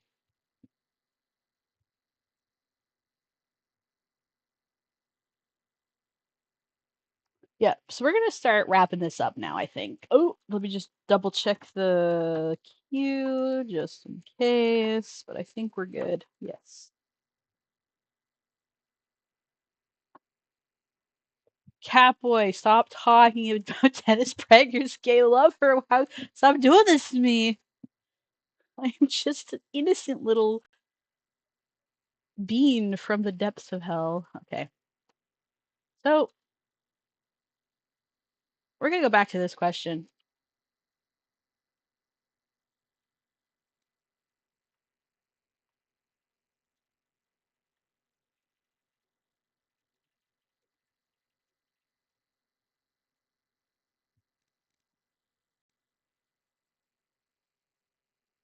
Are trans men and masks alienated from the LGBTQ community? I could say that, yeah, yes.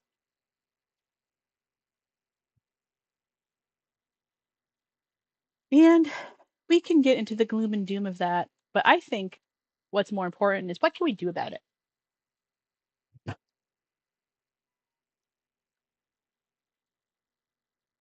Regressive answer.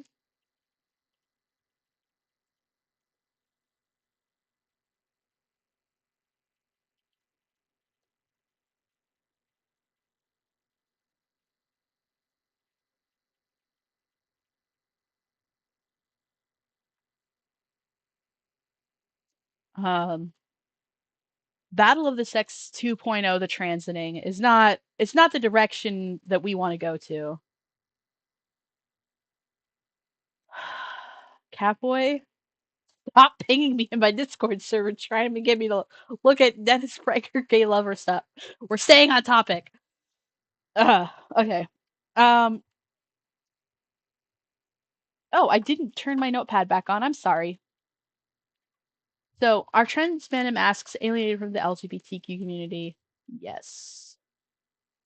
What can we do about it? The bad answer, the aggressive answer is Battle of the Sexes 2.0, the transiting. That's not helpful, obviously.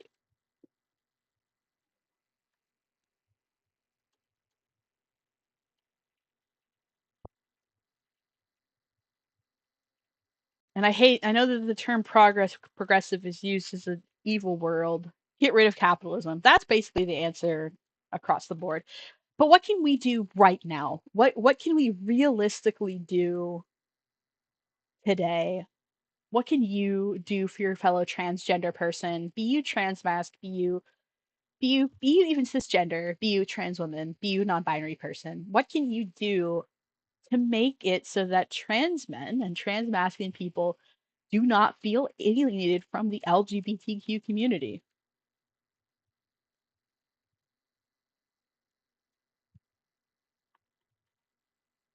And this kind of is the same answer as anyone that feels alienated from this society: deliberate and intentional inclusion. You will have to go out of your way to be inclusive to trans masks and men if you don't want them to feel this way. There's no easy way to put it. You are going to have to put in the extra effort. Um, just like we are asked to put in the extra effort to be inclusive and intentional and deliberate um, in accepting and celebrating trans women, you know? You have to do that with trans men and masks as well. Um,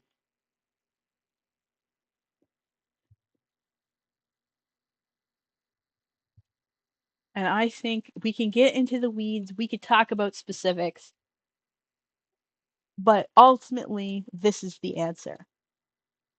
You have to, on purpose, intentionally, deliberately, and always be inclusive of trans masculine individuals. And it took me a really long time to get here, but I think I feel I'm at a point in my life where I feel okay asking that of the queer community, of the LGBTQ community.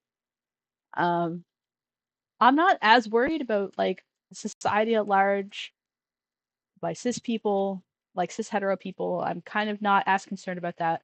But I am asking, this is like a call to action of trans people and LGBTQ people across the board is to please include us, be deliberate, be intentional, like listen to us, accept it and internalize it when we're hurting and celebrate our victories, and allow us to speak for ourselves. Trans men are the best people to go to ask about trans masculine issues. You know, like we know what we're talking about. We are fully realized human beings that have thoughts and opinions that are worth listening to. And I think it's so often that we don't accept that. Anyway, um, that's all for this week. Thank you for coming to our second episode of the Inferno. My schedule is going to be a bit wonky for the next little while because I'm going to my summer job, which is a summer camp.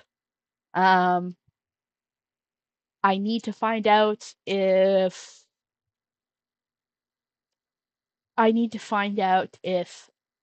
I'm going to have a space to use as an office there. I will investigate and I will track it down and I'll see what I can do. Um, and I will have to. There will be days where that I have to travel. Um, so I will be staying in hotels a couple times over break over my breaks.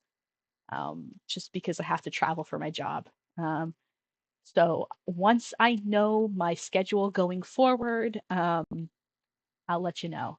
I have one stream planned, probably not on this channel, on the 9th. I will be guesting, I believe, on somebody else's channel. So please join the Discord or follow me on YouTube, and you will be alerted to when that happens. And I will try to get my summer schedule out to you guys as soon as possible. But it's been absolutely great. If you're interested in sticking around and playing video games, head over to my Discord. Link is in the description. We're gonna play some games tonight. Sunday is game night.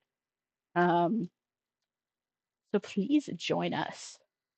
Not sure what we're gonna play yet. Probably something Jackbox related or like Arctic Phone or something like that. And I hope to see you there. Have a great week. And I love you. Bye bye.